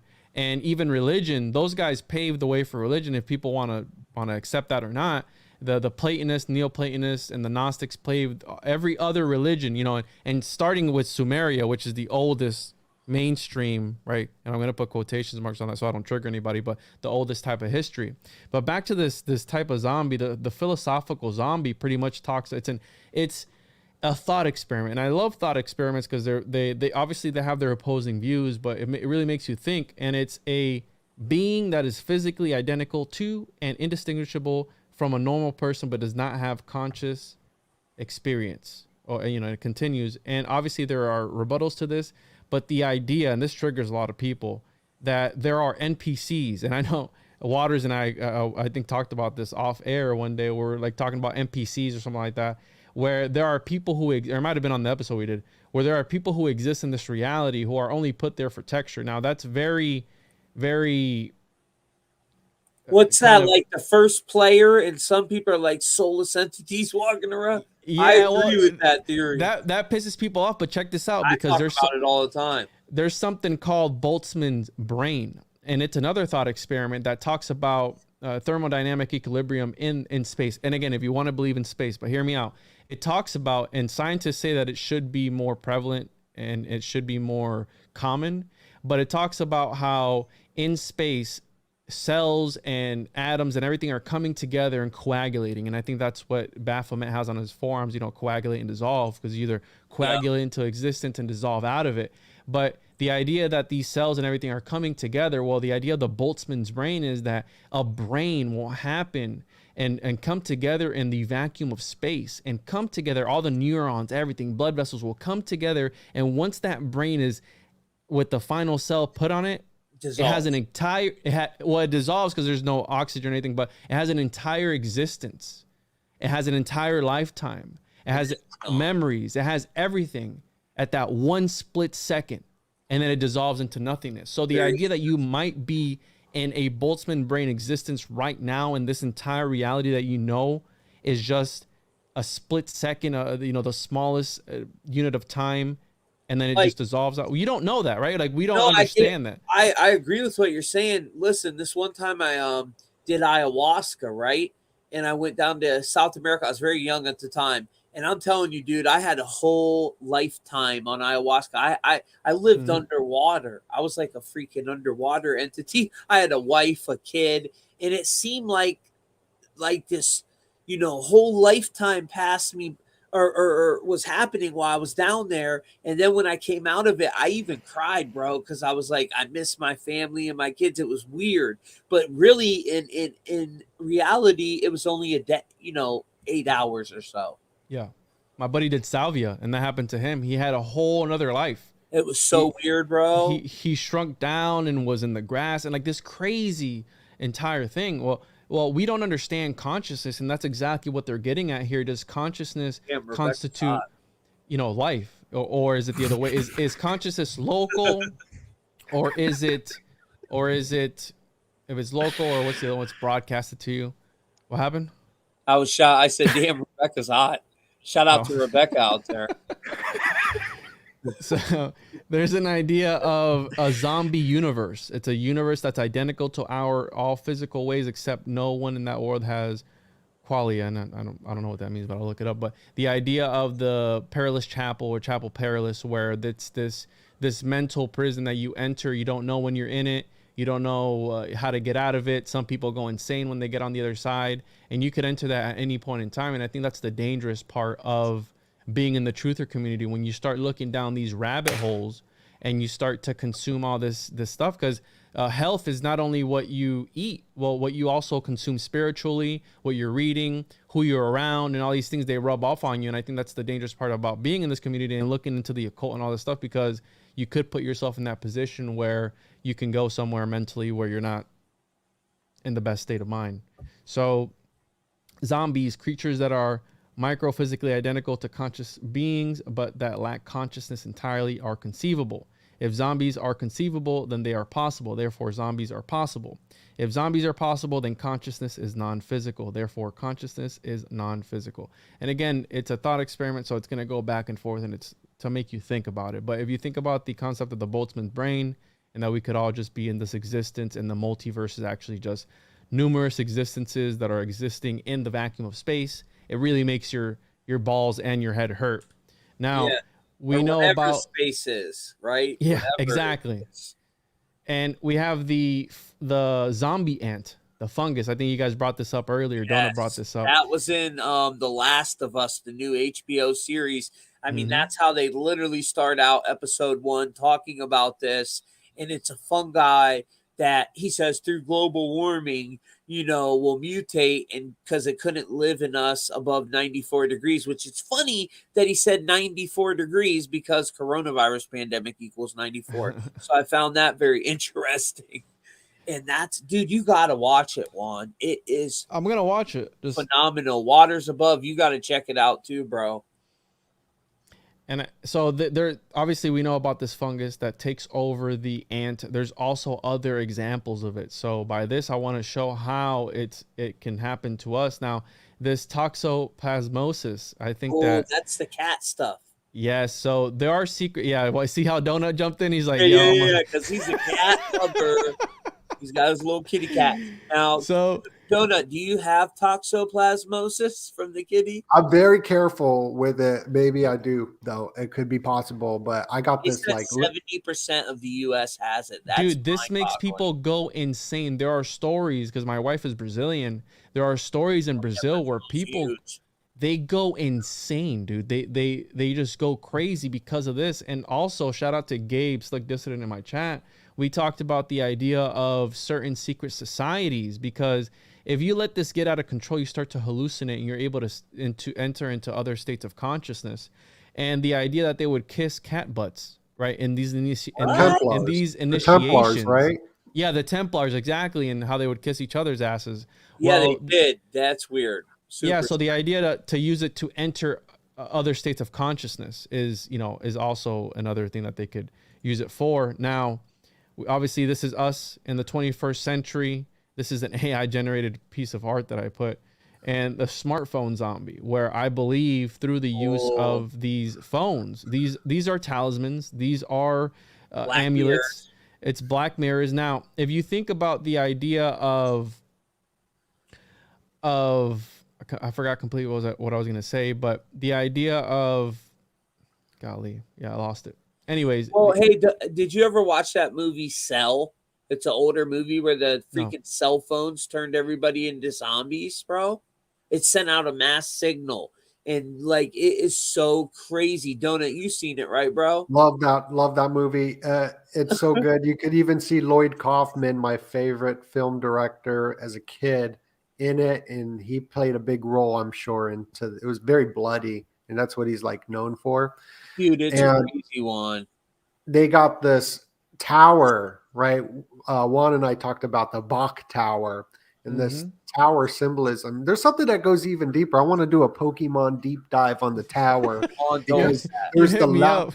the Lavender Tower in Pokemon brainwash people in a sense to like hurt themselves. That's a theory. Yeah, and it was the Lavender Town radio of Pokemon. But in this movie Cell, there's this tower that everyone's circling around, and it's connected with phones. Like Sauron's tower in Lord of the Yes. Rings. I think I pronounced that wrong, but Yeah, and also, so I remember what I was gonna say. People talk about, well, I don't practice the occult, and they don't have control over me. Well, when you're on YouTube, and the algorithm it gives you a suggestion, well, that's divination. You're using a piece of inanimate, just something in the nothingness, something incorporeal, and it's suggesting to you this video, like, oh, look at this video. Well, that's divination. That's what these guys back then during the Dark Ages were using necromancy and all different types of mancies to divinate, because they wanted answers. Here you have it at the palm of your hand. Not only that, but you have crystals in there. It's a black mirror. You have Edward Kelly and John Dee, who they were talking to entities outside the fabric of existence, and they were telling them what to do. Well, boom, you have it right here, and it's tethered to you. It's got a little umbilical cord that everybody walks around. Where's your charger at, bro? Oh, yeah, my charger. I can't leave my house without my charger. So there it is. It's already in a parasitic relationship with you. Nobody goes anywhere without their phone. So the idea that which Rebecca's right. Our language is a form of divination, 100%. spellcasting as well. So the collective consciousness is a powerful thing, and I'm going to get into this. The idea that all these, and there's different theories of why the noses of these statues are broken off, but one of the ideas that I like to go with is that the people who were robbing these tombs, they understood that these statues were the actual deities, or they were protected by the deities, so they would break the nose off in order to suffocate this person or deity or whoever it was, or break their arm off, because certain arms signified certain things. And that's why they would break all these, because when they were robbing these tombs, they were like, hey, I don't want the repercussions, because I believe because of my culture. And I'm going to say this I don't want to get in trouble, but the melanated community says they broke the noses off to hide their identity that they were melanated. So you don't agree with that? No, I'm not saying I don't agree with it. I know that's another theory, but from what I'm getting at for this presentation is the idea that the collective consciousness and the cultural and the societal influences of this person, they believed 100% that this statue, this idol, could do them Power. harm.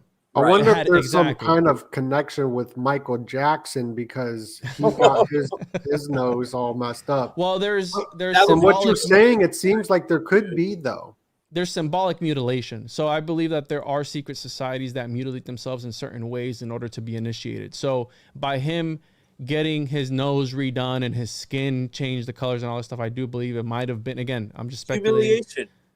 and that as well. So There's they were a worshiping- really interesting thing to think about with Michael Jackson that few people talk about, which is the idea that he actually played a white person, a black person, a male, and a female throughout his entire career.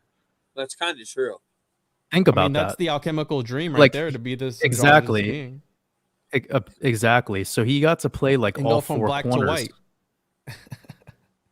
Yeah. That's So super there- interesting. I'm black. Yeah, one other thing to say also about this noses and the idea of what these beings are, when they went into these sarcophagi and they actually took hair samples from the mummies, they found that the hair was actually like akin to what we call ginger hair, like people in Ireland. Ain't So that crazy? that's one thing of debunking this idea. But anywho, there's another thing to this, which is the eyes. There's one for the sun, one for the moon. The nose is the G within that logo of the Freemason symbol. And Right. that's, you could debate what that G stands for, but one of the main themes behind this is gnosis. It's our What do you nose, think? the gnosis. The G. And Sorry. that's like the seventh A letter. lot in of a- people say the seven, G kind of. or the all-seeing eye represents the head of the penis, and then the Masonic compass is mounting. Correct. You ever hear that? Yeah, well, there's two ways of putting it. There's one, the divine feminine, then there's the divine masculine, then there's and that comes back to the broken arm. So that's like having one of your pillars broken, and with one of the pillars severed, you kind of have a disruption of energy in that energy circuit. But there's so much to say about this. We talked about this on the last podcast regarding Polaris being the ejaculation from the penis. So you have like the phallic symbol, and then you have the ejaculation. So yeah, we could go multiple angles with this, but I would say that that's one of the things to consider, that the breaking of the nose. And if you got into the numerology of it with Francis Bacon's cipher, a capital G is actually 33. So with Nice. Francis Bacon's cipher, you go 1 through 26, and then capital letters would be 27 through 52. So the G, actually, when it's capital, it has a different numerical value, different cipher for it when it's capital versus lowercase, and that's called Francis Bacon. Also, it's interesting because if you go to the 26 letters, G's the seventh, but if you go to 27 and restart over, G will be 33 too. Yeah, it's pretty much Yeah. what you just. Yeah. Precisely. Yeah. Yeah. Oh, that's yeah. So that's what you're saying, but it's capitalized. Yeah, that's Yeah, I so got that's you. another way of decoding for people. Like if you wanted to decode with dog Latin, which is important because if you go into law and you see how all of our names are spelled in capitals, at least in America, if you start to decode with Francis Bacon, you're going to get completely different values than than having a regular cipher like English ordinal. So I do urge people, if you're gonna decode and you want to mess around more with names and with keywords, definitely do it in I think it's called dog Latin, right? It's like what the Vatican uses for their putting our so-called identity on the active stock market through through the birth certificate and social security number. Right. Well, waters above. Did you see that the Gematrinator calculator? They changed the name of all the damn ciphers. Yeah, well, I'll tell you something. First of all, confused the shit out of me. Yeah, well, I'm not affiliated with that calculator. I use it for now, but I could let everyone know that me and Decode Your Reality are partnering up to actually create our own decoding calculator, and it's so going to have excited way, yeah, it's going to be way. I'm not going to say it's going to be better, but it'll have a way more stuff just for the utility of the decoding in and of itself, not just fucking around typing things in. It'll be really thorough. It'll connect the periodic table, tarot cards, cards of illumination. Bro. It'll have Hey, everything pretty much. let me know when you do that, because I mean, I'm averaging right now That sounds sick. 50,000 website hits a day, so I will promote the shit out of your calculator. Oh, it means a lot to me, brother. Yeah, that means a Yeah, lot to because me. dude, That I really think means a we lot to me. need a really good one. I'm not a big fan of that one either, and I'm not trying to Yeah. attack the platform, or nothing like that. Well, It's just like, how do you change the ciphers, dude? And then he took out a bunch of the matches. They're not there no more. He calls yeah, it's Jewish a little bit Latin. different. It's a Yeah, little bit it's different now. I mean, what I will say is that I'm gonna have my own form of that. So it'll be like my own blueprint. And Logan will have his own blueprint. And perhaps in the future we'll collaborate with more decoders so that they could have their own. And what that means is that's awesome, dude. if I wanted to use it specifically for decoding with cryptocurrency for price targets, I would have all the 4 ciphers plus Chaldean. But if I was doing like my generic decoding, it would be full reduction plus Chaldean plus Francis Bacon, and it would caps lock you on Francis Bacon. And it would just be so legit to have that, because anything you type in, it would automatically have your English ordinal. Then it would automatically capitalize it for the Francis Bacon outcome. And then it would have your Chaldean. And that's really all you need to know, because it's going to have it'll have tarot cards. What about the elements? You know how Logan breaks down the exactly. elements? Yeah. The periodic table is going to be set to where, well, I'm kind of revealing a lot right now. I probably shouldn't get into that, because we need to build it out. We need to kind of get into it. Initiated. I love Logan though. He really opened my eyes. We're gonna make it legit. We're gonna make it fucking amazing. Logan was one of the ones that really fully opened my eyes to that it's an organic source code, and it's not like someone's behind the scenes, manipulating it all. More like what you said, 80-20%. Yeah, of course they know how to use the numbers and shift the energy and hack the frequency, but there's a huge organic source code. Yeah, well, at the end of the day, it's all coming back to something organic anyways, because people had to come up with the numbers, and like, like we all made it like we made our language, we made our numbers. Yeah. Like, I mean, the argument behind it really can go super far down to like logos. And that's why I said earlier, the best way to decode, if you want to begin and have a solid foundation, like if you want to learn how to play guitar properly, you don't just like go from day one barely knowing how to hold the fucking pick to playing Jimi Hendrix solos. You need to build a foundation. And if you look at the way Jimi Hendrix is.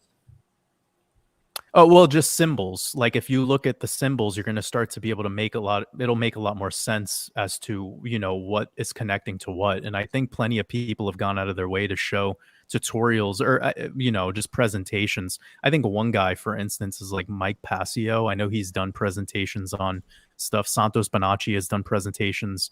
But if you look at like the Facebook logo, you can see there's clearly some connections there into, going back to secret societies, Freemasonry, Bavarian Illuminati, etc., or even into Admiralty, and precisely. But what I like to do is just go super basic, like look at the flag of Israel, and you're gonna see there's just 2 basic alchemical symbols there. That's fire and water, and it's fire over water. So what that shows you, what that symbol is showing you, that symbol is the symbol of boiling water. Oh, interesting.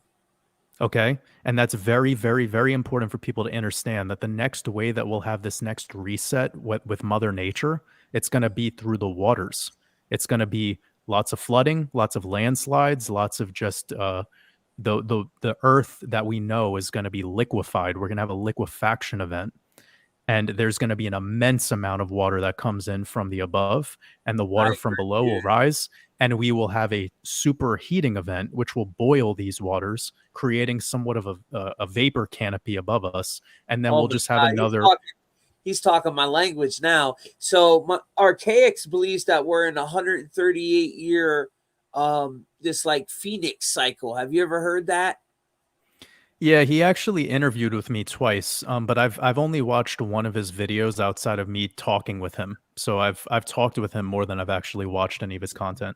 But you agree with the vapor canopy, which my boy Jay Dreams breaks that down too, and he said that's well. Like I've known about that. I've known about that before I even had YouTube. My name is Waters Above, and the Waters Above is that's basically talking about the vapor canopy concept. You know, like Oh, there is that entrapment, if you will, within. I actually, if people want to know how I feel about what the realm is, yes. if I could talk about a basic concept, it would be like a terrarium. Oh, that yeah, I agree with that a lot. Like like There's if the you look at the way a terrarium works, we're just a super fucking large terrarium. a, And then you do have a this dome holographic below, a nature. dome above, right? Yeah, and you have this Like a holographic cone. nature to it. Yep. No, I agree with that so much, bro. And I think there's going to be some type of great event. I think these resets, I don't know if he's on point with the 138 year. He says like the last one was 1902. The next one he thinks will be 2040. But that 138 number is very interesting because we all know monkeypox started on the 138th day of the year, and that's a big cipher. But definitely, I believe that these resets happen. Like Tataria, I don't know. I don't know what to think about Tataria. I think the resets of Tataria are real, but Yep. it's a good argument to say, was there really an empire? I don't know. I used to believe in it full heartedly. What do you Yeah, think again, about I mean, Tataria? I think it's another part of the belief, you know, kind of team belief. And I think any of the stuff that comes down with the mud flood conversation and Tartaria and everything regarding the architecture and how we are surrounded by architecture that's incomprehensible to today's you know, what we're building today. I mean, you could have those open conversations, but regarding the empires and all of that stuff, I think it really gets lost in the sauce because we don't know even what year it is right now. Like we Right. call this year 2023, but that's just because the same person who made the calendar and changed that calendrical system is telling us it's 2023. And you know, so just based on that, if we go back to 1902, nothing happened. So I don't want to say anything against this individual's work, but then it's playing the game of predictions. And I gotta Right. admit, there's no sexier business model than selling people on when the end of the world will happen. No doubt. If you want to start a cult and suck people into your thesis, then you just create a random year and you create all these numbers connecting. And I'm not speaking against this And make sure individual. it's when you're going to be old as shit and ready to retire. Yeah. So for me, like my methodology is just live in the present fucking moment. Like, you know, some people that learn about this 2040 thing, I know because I get the spillover. They come to my work and they're waking up every day paranoid about like how to live the final years of their life. And they're fucking, I'm like, bro, go over to your children are sleeping in the other room, kiss them on the forehead. Like, what the Right. fuck are you doing worrying about when the world's gonna end? Like, your marriage is falling apart because you're wondering when the fucking mud flood's gonna happen. See, I like to look into it, but I don't worry about it. Like Right. whatever Well, that's the happens, thing. If you wanna research it, then that's beautiful because then you could expand where you're at with things. But I just want people to be very cautious when they're treading these waters of the predictions of the future and the end times, because hasn't that been the same mechanism of every cult and every religion? no, you're So right. what difference would it make if it came from the mouth of a decoder? And that's the problem I have with it. Because if you look into any popular cult, the main thing that maintains their ability to continue recruiting people and to continue their posture is by predicting a time where it will end. So it's the greatest fraudulent business model of all time. I just Never even I thought of say it this to like people. Yeah, well, that's the only way I think about it because I study cults and I study religion at a very deep esoteric level, and I know the belief technology that forms around it, and it's what's helped me and what's helped the people that follow my work kind of break free from a lot of the pain and suffering that's attached onto the fear that we actually choose to have in our lives because we learned more stuff. So what is that actually worth if you become more illuminated, but then you're living more in fear? You didn't even know about 5G, but now you know about 5G, and now you're wigging out about it. So if in yeah, anything, you're trying to escape the fear porn of your government, but now you take on new fear porn and you're just replacing it. So if anyone studies addiction, they'll know that the way addiction goes away is by replacing it with a new addiction. So you move on from cigarettes and you go vaping. Then you give up on the vaping and you move to porn. And then you give up on the porn and you go to fast food. You give up on the fast food and you move to scrolling on TikTok. So that's what I'm so trying to guilty reveal. of this too, brother, myself, but I think it's a healthy thing to be able to look at something and say, yeah, I probably need a more balance in my life with that. You know what I mean? Absolutely, brother. That's why with my work, I try to focus on this conversation the most, because we can gather data all day, but where's the utility of the data? And then if it's harming us, or if it's making us lost, or making us depressed, or making us just continue on that cheap dopamine cycle, then I don't really think there's anything better about you from a homeless person or somebody who's a so-called zombie or NPC. And I'm obviously not talking to you guys, but I'm just saying to the public right now, I hear so many people You're right, who bro. are so-called truthers and so-called illuminated, and they talk shit about people. Like they see somebody wearing a mask while they're driving a car alone, and they'll call them a sheep and make fun of them. But meanwhile, they are sitting there with their addictions, and the reason they're projecting out like that is because they actually hate themselves, and they haven't had somebody with a strong ego to actually put them in their place and let them know, like, hey, the only way you're going to grow is if you could look that man in the eyes who's wearing the mask in his car alone and see yourself in him. The day you can fucking do that is the day you become a man. Yeah. And if you want to keep projecting right, out at him, then you're just keeping yourself like a little boy trapped in that cage. So this is a way more grandiose conversation to help humanity than probably anything else out there regarding truth. No, dude, it's a beautiful thing that we were able to have this conversation, because you even got me to look at myself. A lot of people, I think, ain't able to do that though. They're so like trapped in that belief system and indoctrination. They can't take a look at their self and honestly say, oh yeah, I probably need to work on that myself. Well, you know what I think it is, especially as men feel like when men talk like this, they we've been indoctrinated to being called pussies. Like, Yep. so we're not allowed to talk about our truth. We're not allowed to talk about this real shit that's going on. And it just, we kind of push it into our stomachs, and we never have any ability to get rid of it. And on the other I've talked about this quite a bit in my work. The reason why people like Andrew Tate are growing so fast is because he's speaking to a bunch of males that have damaged egos. And what's going on with them is they have daddy issues. So Tate is fulfilling the role of their father figure role. And at the same time, the women on their polarity, they're getting infinite prana for no reason. They don't have to work for it. So they just take a picture of their ass, put it on Instagram, and they have a million, eyes on them. And what that's doing is it's the women are harming themselves and the men are continuing that harm cycle. So if we were to come together and actually just be real, like I was being moments ago, and just actually look in the mirror and see what we really are, we'd be able to see how, oh damn, like, it's actually going to make us better if we just be vulnerable. But we want to hide behind that because transparency is showing our ugly side, and the ego wants you to stay comfortable. So these mechanisms that are at play here, whenever you feel the slightest discomfort, what the natural reaction in the simulacrum is going to be is to numb yourself instead of dealing with the feeling.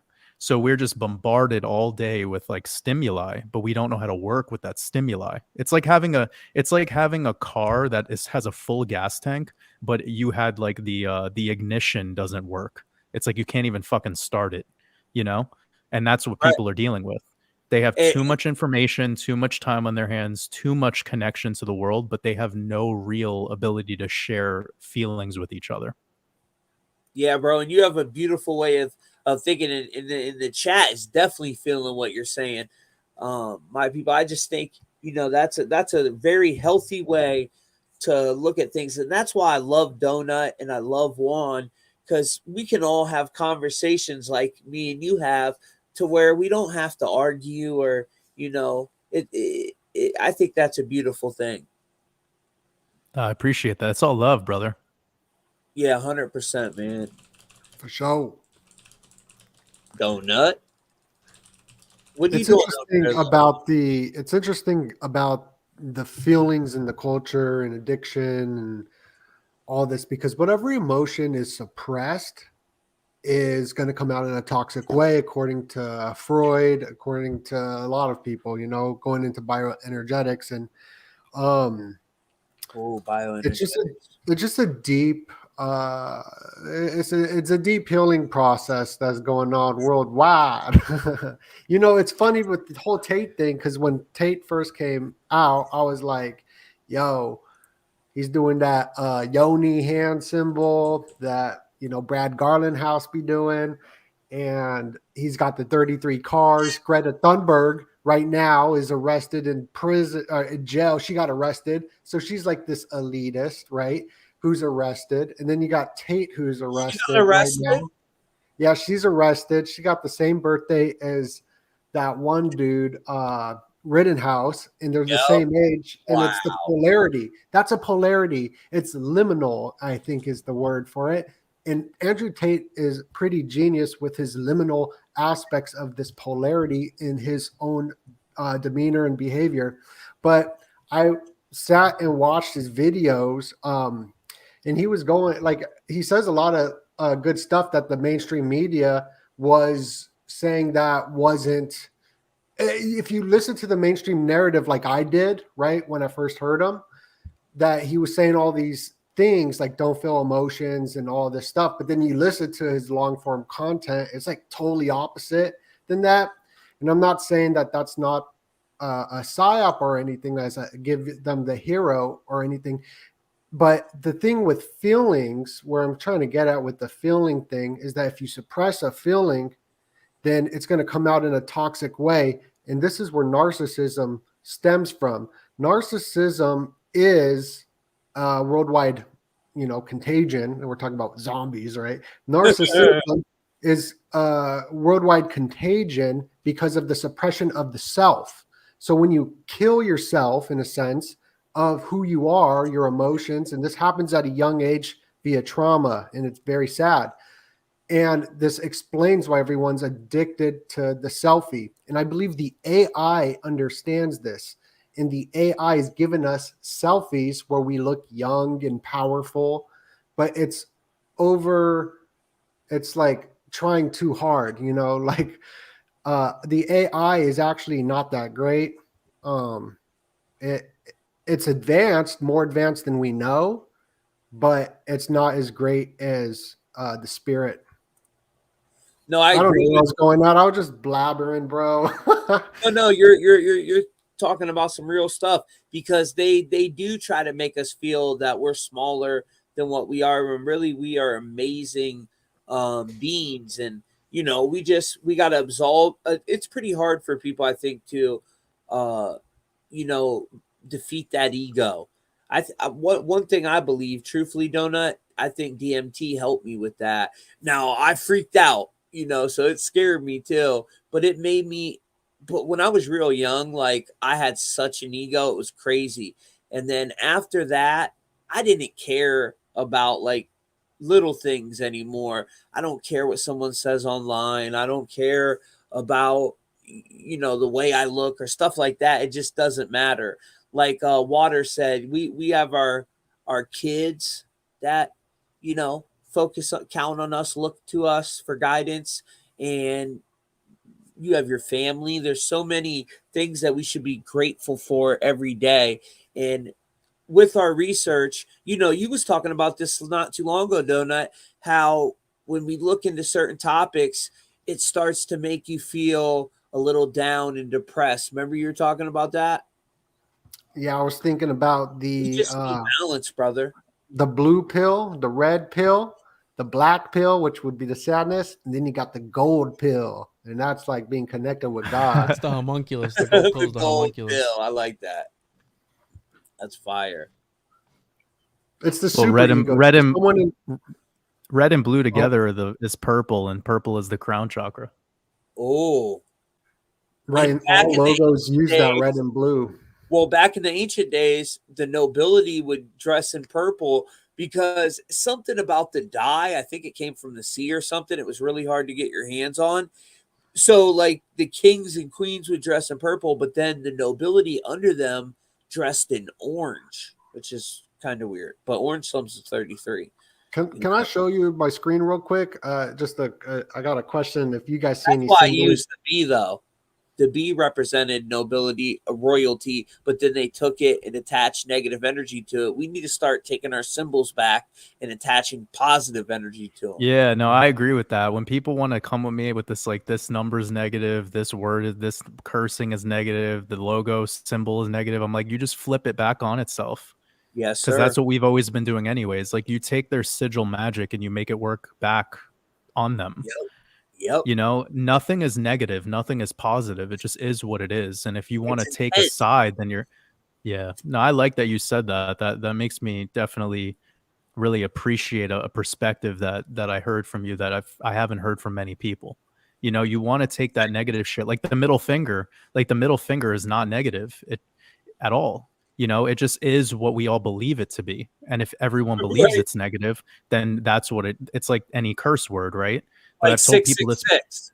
I've told people this many times. Like, if somebody from Bangladesh who only speaks a native dialect was talking to somebody who lived in the Ukraine and they only spoke their native dialect, and the one person was like cursing and threatening their mother with a smile on their face, the other person would think they're complimenting them.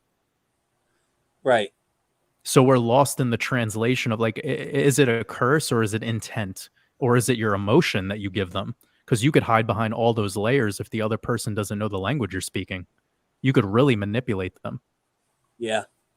It's And I'm not interesting. saying it's just a basic, like, they do scientific studies on this all the time, like, for agreeability. I saw this one thing that was, I forgot the name of the study, but they were putting people, it was like 7 guys. Then they have a board up and it shows you 4 lines. And then one of the lines next to it changes and they're all different sizes. And the test was to go around the room and ask, what does this one match, A through D? And the initial line that was changing, the whole room would go, okay, B, etc. And for the first 2, the rest of the panel would answer correctly. But then the person who was who was not in on the study, they would have to, you know, go with their flow, and they were the one that was being tested. And by the 3rd round, they did rounds 3 through 10. The rest of the group started answering wrong on purpose. And then the person who was being tested in the study would just go along with the rest of the room, even though they knew it was wrong. This is showing you that we're just going with the flow as a species. If you walk outside and 90% of people are wearing masks, you're just going to wear the mask, even if you know in your soul that it's wrong. It's part of the conditioning this Tavistock Institute, they went into how to brainwash people by social condition, like by the social peer group, the peer Right. pressure and all that. I got, can I share my screen real quick, Tommy? Yes, sir. You can. And 'Cause I got Donut, the one question that for you. gets me all the time, bro, is the 666, which I just put a thing down there to break it down for you guys. You know, that comes from the breakdown of carbon. Right. And then we see 616 is what they say came from Papyrus 115, and it has to do with, you know, they say that's the true number of the beast, but it also is connected to our DNA from going from 666 to 616. You know, what they talk about with the DNA upgrade, which I don't know, the reprogramming of the DNA. But yes, what do you want to share, brother? Just the symbol. I want to get your take on it. Like Demolition Man, if you look at the E, it's these 3 stripes, right? This movie predicted the future, predicted TikTok and all of this. And it's They got use that script. It's got that 3 in there, just like Biden got that 3 in there, you know? So I wonder if Biden's the Demolition Man. I don't know what you guys think about this symbol. I mean, Jay-Z got it as well.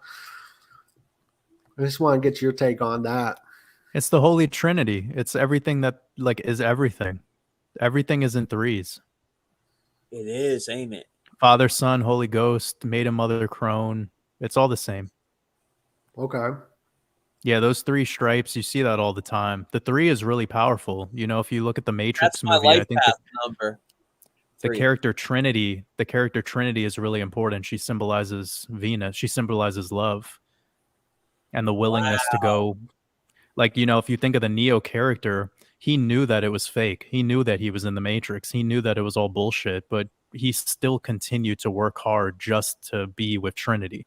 So love is this like boundless thing where beyond the spiritual realm, beyond the physical, beyond the simulacrum, like it will still prevail. And it shows you that that's the ultimate meaning behind all things. So that Trinity, the Holy Trinity, when it's in balance, it's the most powerful thing that exists in all senses, you know, etheric, physical, whatever. And they use that color scheme, you know, the blue and red. And they took that symbol, that Trinity symbol, and perverted it too with, you know, Babylon and Nimrod and Samiris and Tammuz. They always try to take sacred symbols and pervert them. I mean, they love doing They're perverted, bro. They perverted. It's like a perversion. Yeah, they love doing perverts. But no, we got to make a stand, and as educators, we need to make sure we're teaching our people that we need to take these symbols back and attach that positive energy to it. You know, I talk about it all the time, and a lot of my people have been catching on to it. Just like with the 444 waters above, you have Lucifer and then Jesus with the 444. You know what I'm saying? Yep. It's pretty... Yeah, I mean, Jay-Z's last album was 444. One of the things that I think is important for people that could be very helpful besides learning how to decode symbolism is learn your mythologies, because like, for instance, Juan is wearing a hat right now that has the owl on it, and some people might like be like, well, the owl's on the dollar bill, and that's Minerva, and that's Illuminati, but like they don't know even what they're talking about because Illuminati they never went confirmed. back. I did it on purpose, 2 waters above, to trigger people. We all did you? Okay. Yeah, we all did. Okay. We all said, Doenut threw his shirt on.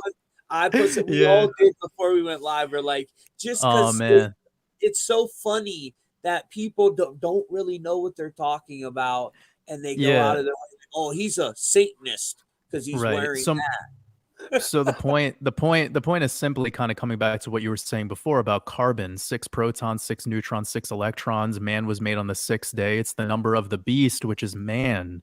Man is the beast, right? That's plain and simple. And if you say man, what you really mean is mind. Mentis, mente. That's what man is. Man is just mind. Okay, so you could keep going deeper and deeper and deeper. The 666 is the mind. Okay, but anyways, the point here is that if you didn't know the mythology behind Minerva, then you'd just be making a call out against a person that you don't even know, you know, and you'd just be judging. So when you start to learn the mythology and you start to connect that one mythology of Minerva all the way back to Sumerian or Canaanite or even ancient Egyptian, then you're going to start to see like, holy damn, this is a lot. Like all of this stuff is beyond human comprehension. And I believe that when we're seeing it on the celebrity level, because that's when most people are calling it out, like when they see a celebrity holding the 666 hand sign over their eye, when you're seeing it at their level, they're being told what to do in their briefing that day. Like the magazine cover that they're on, they're being told to hold up that hand sign, to do that, to show their allegiance or whatever. But you need to know that the photographer and the company, that the agent they have, and all of it going up to the top of the pyramid is all being given orders from someone else, and they're subordinate to them. But when you get to the celebrity level, they could be as asleep as a person that works at your, like, you know, local gas station. No offense to them. Like, celebrities don't necessarily have gnosis. Famous people don't actually know what they're doing intentionally. They're vessels that are being used to basically steal our prana. And sex sells, and that's the easiest person to pull it off with, because, you know, Queen Elizabeth doesn't have a 6-pack and a big ass, so they need to use somebody. They need to use somebody, and the eyes, the optics, are the easiest way to trick people. You trick people with the eyes. If you can't trick them with the nose, you trick them with the eyes. So that's all coming back to like conversations that we spoke earlier. You know, if you don't know the logos, magicians always got that sexy girl with them. It goes into all that. Well, an image, you have the word mage in the word image. So I mean, what's mage? Yeah. Imagination, magi. Celebrities are so traumatized, bro. Because, you know, they're going through all kinds of shit. I mean, look at Kanye, for example. That dude, you could tell he's been through some MK Ultra type shit. I mean, he says the craziest shit. But He's revealing so much. Like I think I talked about this on a podcast I did with Doenut. If you watch that 24 music video, it's so sick. Like he's literally, even in the lyrics of the song, he's revealing to you what's going on here. Like there's so much Easter eggs in this guy's work. And if you watch, he had 3 listening parties in a row, and the first listening party was like a pure white ground, but he was wearing red. And then on the neck, he's just showing you a ritual, but it was 3 listening parties. And in the second one, he was like dressed in all black, and it was just a bed in the middle of a black, just like all blacked out. So it was like this heaven, hell, purgatory journey. And that's really, yep. I want to add really quickly, because what you're talking about putting these things out to the exoteric, right? To the world. The world is a stage. And you talked about the Baconium ciphers earlier. Well, one of the things that I've come across when studying the occult and reading these grimoires, which are books on magical formulas and whatnot, one of the things that they always reference is that the world will see. Many will see. Many will be in awe. And like, if it's supposed to be esoteric and occulted, why are you talking about people observing and watching? And it goes back to the idea that the observer has power. So by you watching these rituals that they do at the Super Bowl mid halfway show, whatever it's called, you're giving your energy up to that thing. And by watching Kanye and sitting there and all this stuff, and it goes back to the zombie thing where Hollywood has put these deities, they have their own pantheon, their own chimeras, where now instead of worshiping whatever god you're worshiping these celebrities, and now you're giving your energy to these celebrities, and they become an egregore. And I'm going to disagree with you, Waters Above, about the Queen and not having the goodies, but they did give us Nancy Pelosi and those milkers, and those milkers are super nice. I just want to point that out, that the lizard people do have some tricks up their sleeves. So yeah, bro, I appreciate you disagreeing with me on that pure fact that you shared.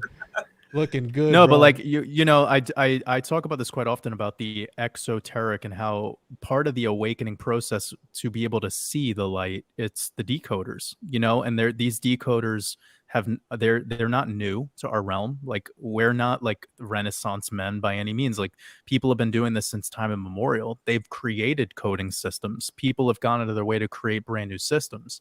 So I'm really intrigued by all of us coming together who are a little bit more culturally up to date. People like us are just a little bit more in the know, in the now, as opposed to some of the people who are just astrologers who are disconnected.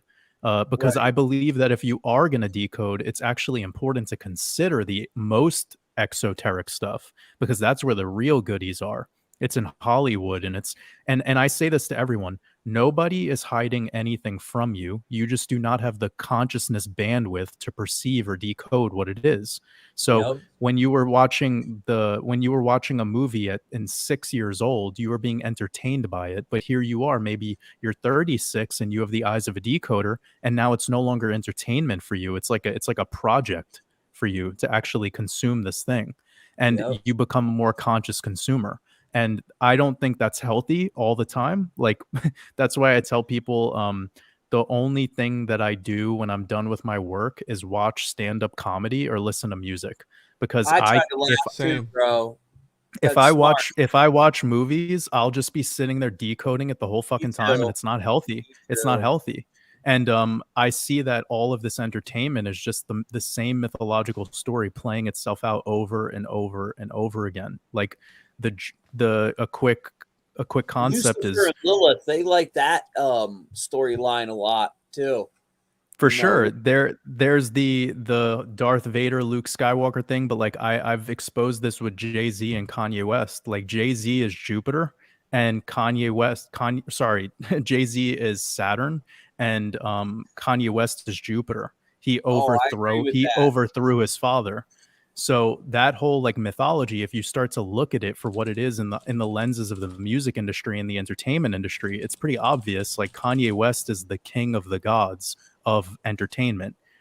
Whether you agree with him, precisely. So there's the Roman and Greek; they're basically the same, and you could bring them all. Yeah, you could bring them all the way back to Sumerian and Canaanite and Egyptian. Yep.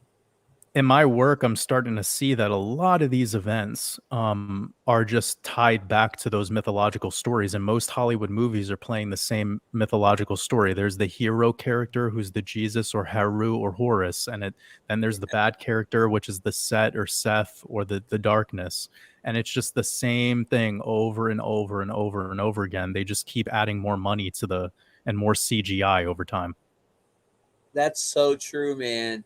And, guys, I just want to thank all you tonight because this was like the best birthday I've had, be it turning 40 with you. And Waters Above, I mean, I definitely love your perspective, bro. You're so easy to talk to. And, you could tell you're vibrating on a very high frequency. And I think that's important for us to, try to raise the vibration of the people we're teaching. And none of us are perfect. Just like I got some things I got to look at myself about and definitely find some more balance with what I'm doing, because like you said, after I'm done, I'll go watch a movie and I'll tell my people about it. And then later that night, I end up doing a damn decode because halfway through the movie, I'm seeing all this stuff. But like you, I try to watch comedy or something to make me laugh. It's like when you study high level chefs, like 3 Michelin star chef, when they're done with their shift, they go get McDonald's. Wow. Like, I know that sounds wild, but it's like when you're making a dessert that costs $45 and like, that the fucking there's flowers on it. It's like it creates an environment where your mind is just too at work and it's so egoic and so materialistic and so over above and beyond. There's nothing relaxing about it anymore. And anywho, the point here is that you need to know how to decompress. And my words of wisdom for people who are interested in decoding or the esoteric or just learning more, expanding their bandwidth of truth, is to just really, I think it's, how do I say this? I think it's just really important that you remember that you do not need to wake up tomorrow and learn more shit. There's nothing more that you need to know. You do not need more information. You need to get better at utilizing the information you already have, because one thing that you learn can be fractaled out and under a microscope to like a literal atomic level. You just need to work at that, because that's what's going to make decoding and what expanding your knowledge set have so much more utility. Seriously, for the ability to just take a whole day and study the number 3, as opposed to waking up one day and wanting to learn 100 new things. And I think there's like this addiction fetish that we have as so-called truthers to just filling up our day with as much information as possible. And we start to get lost in it. And there's no relaxation. There's really no takeaway.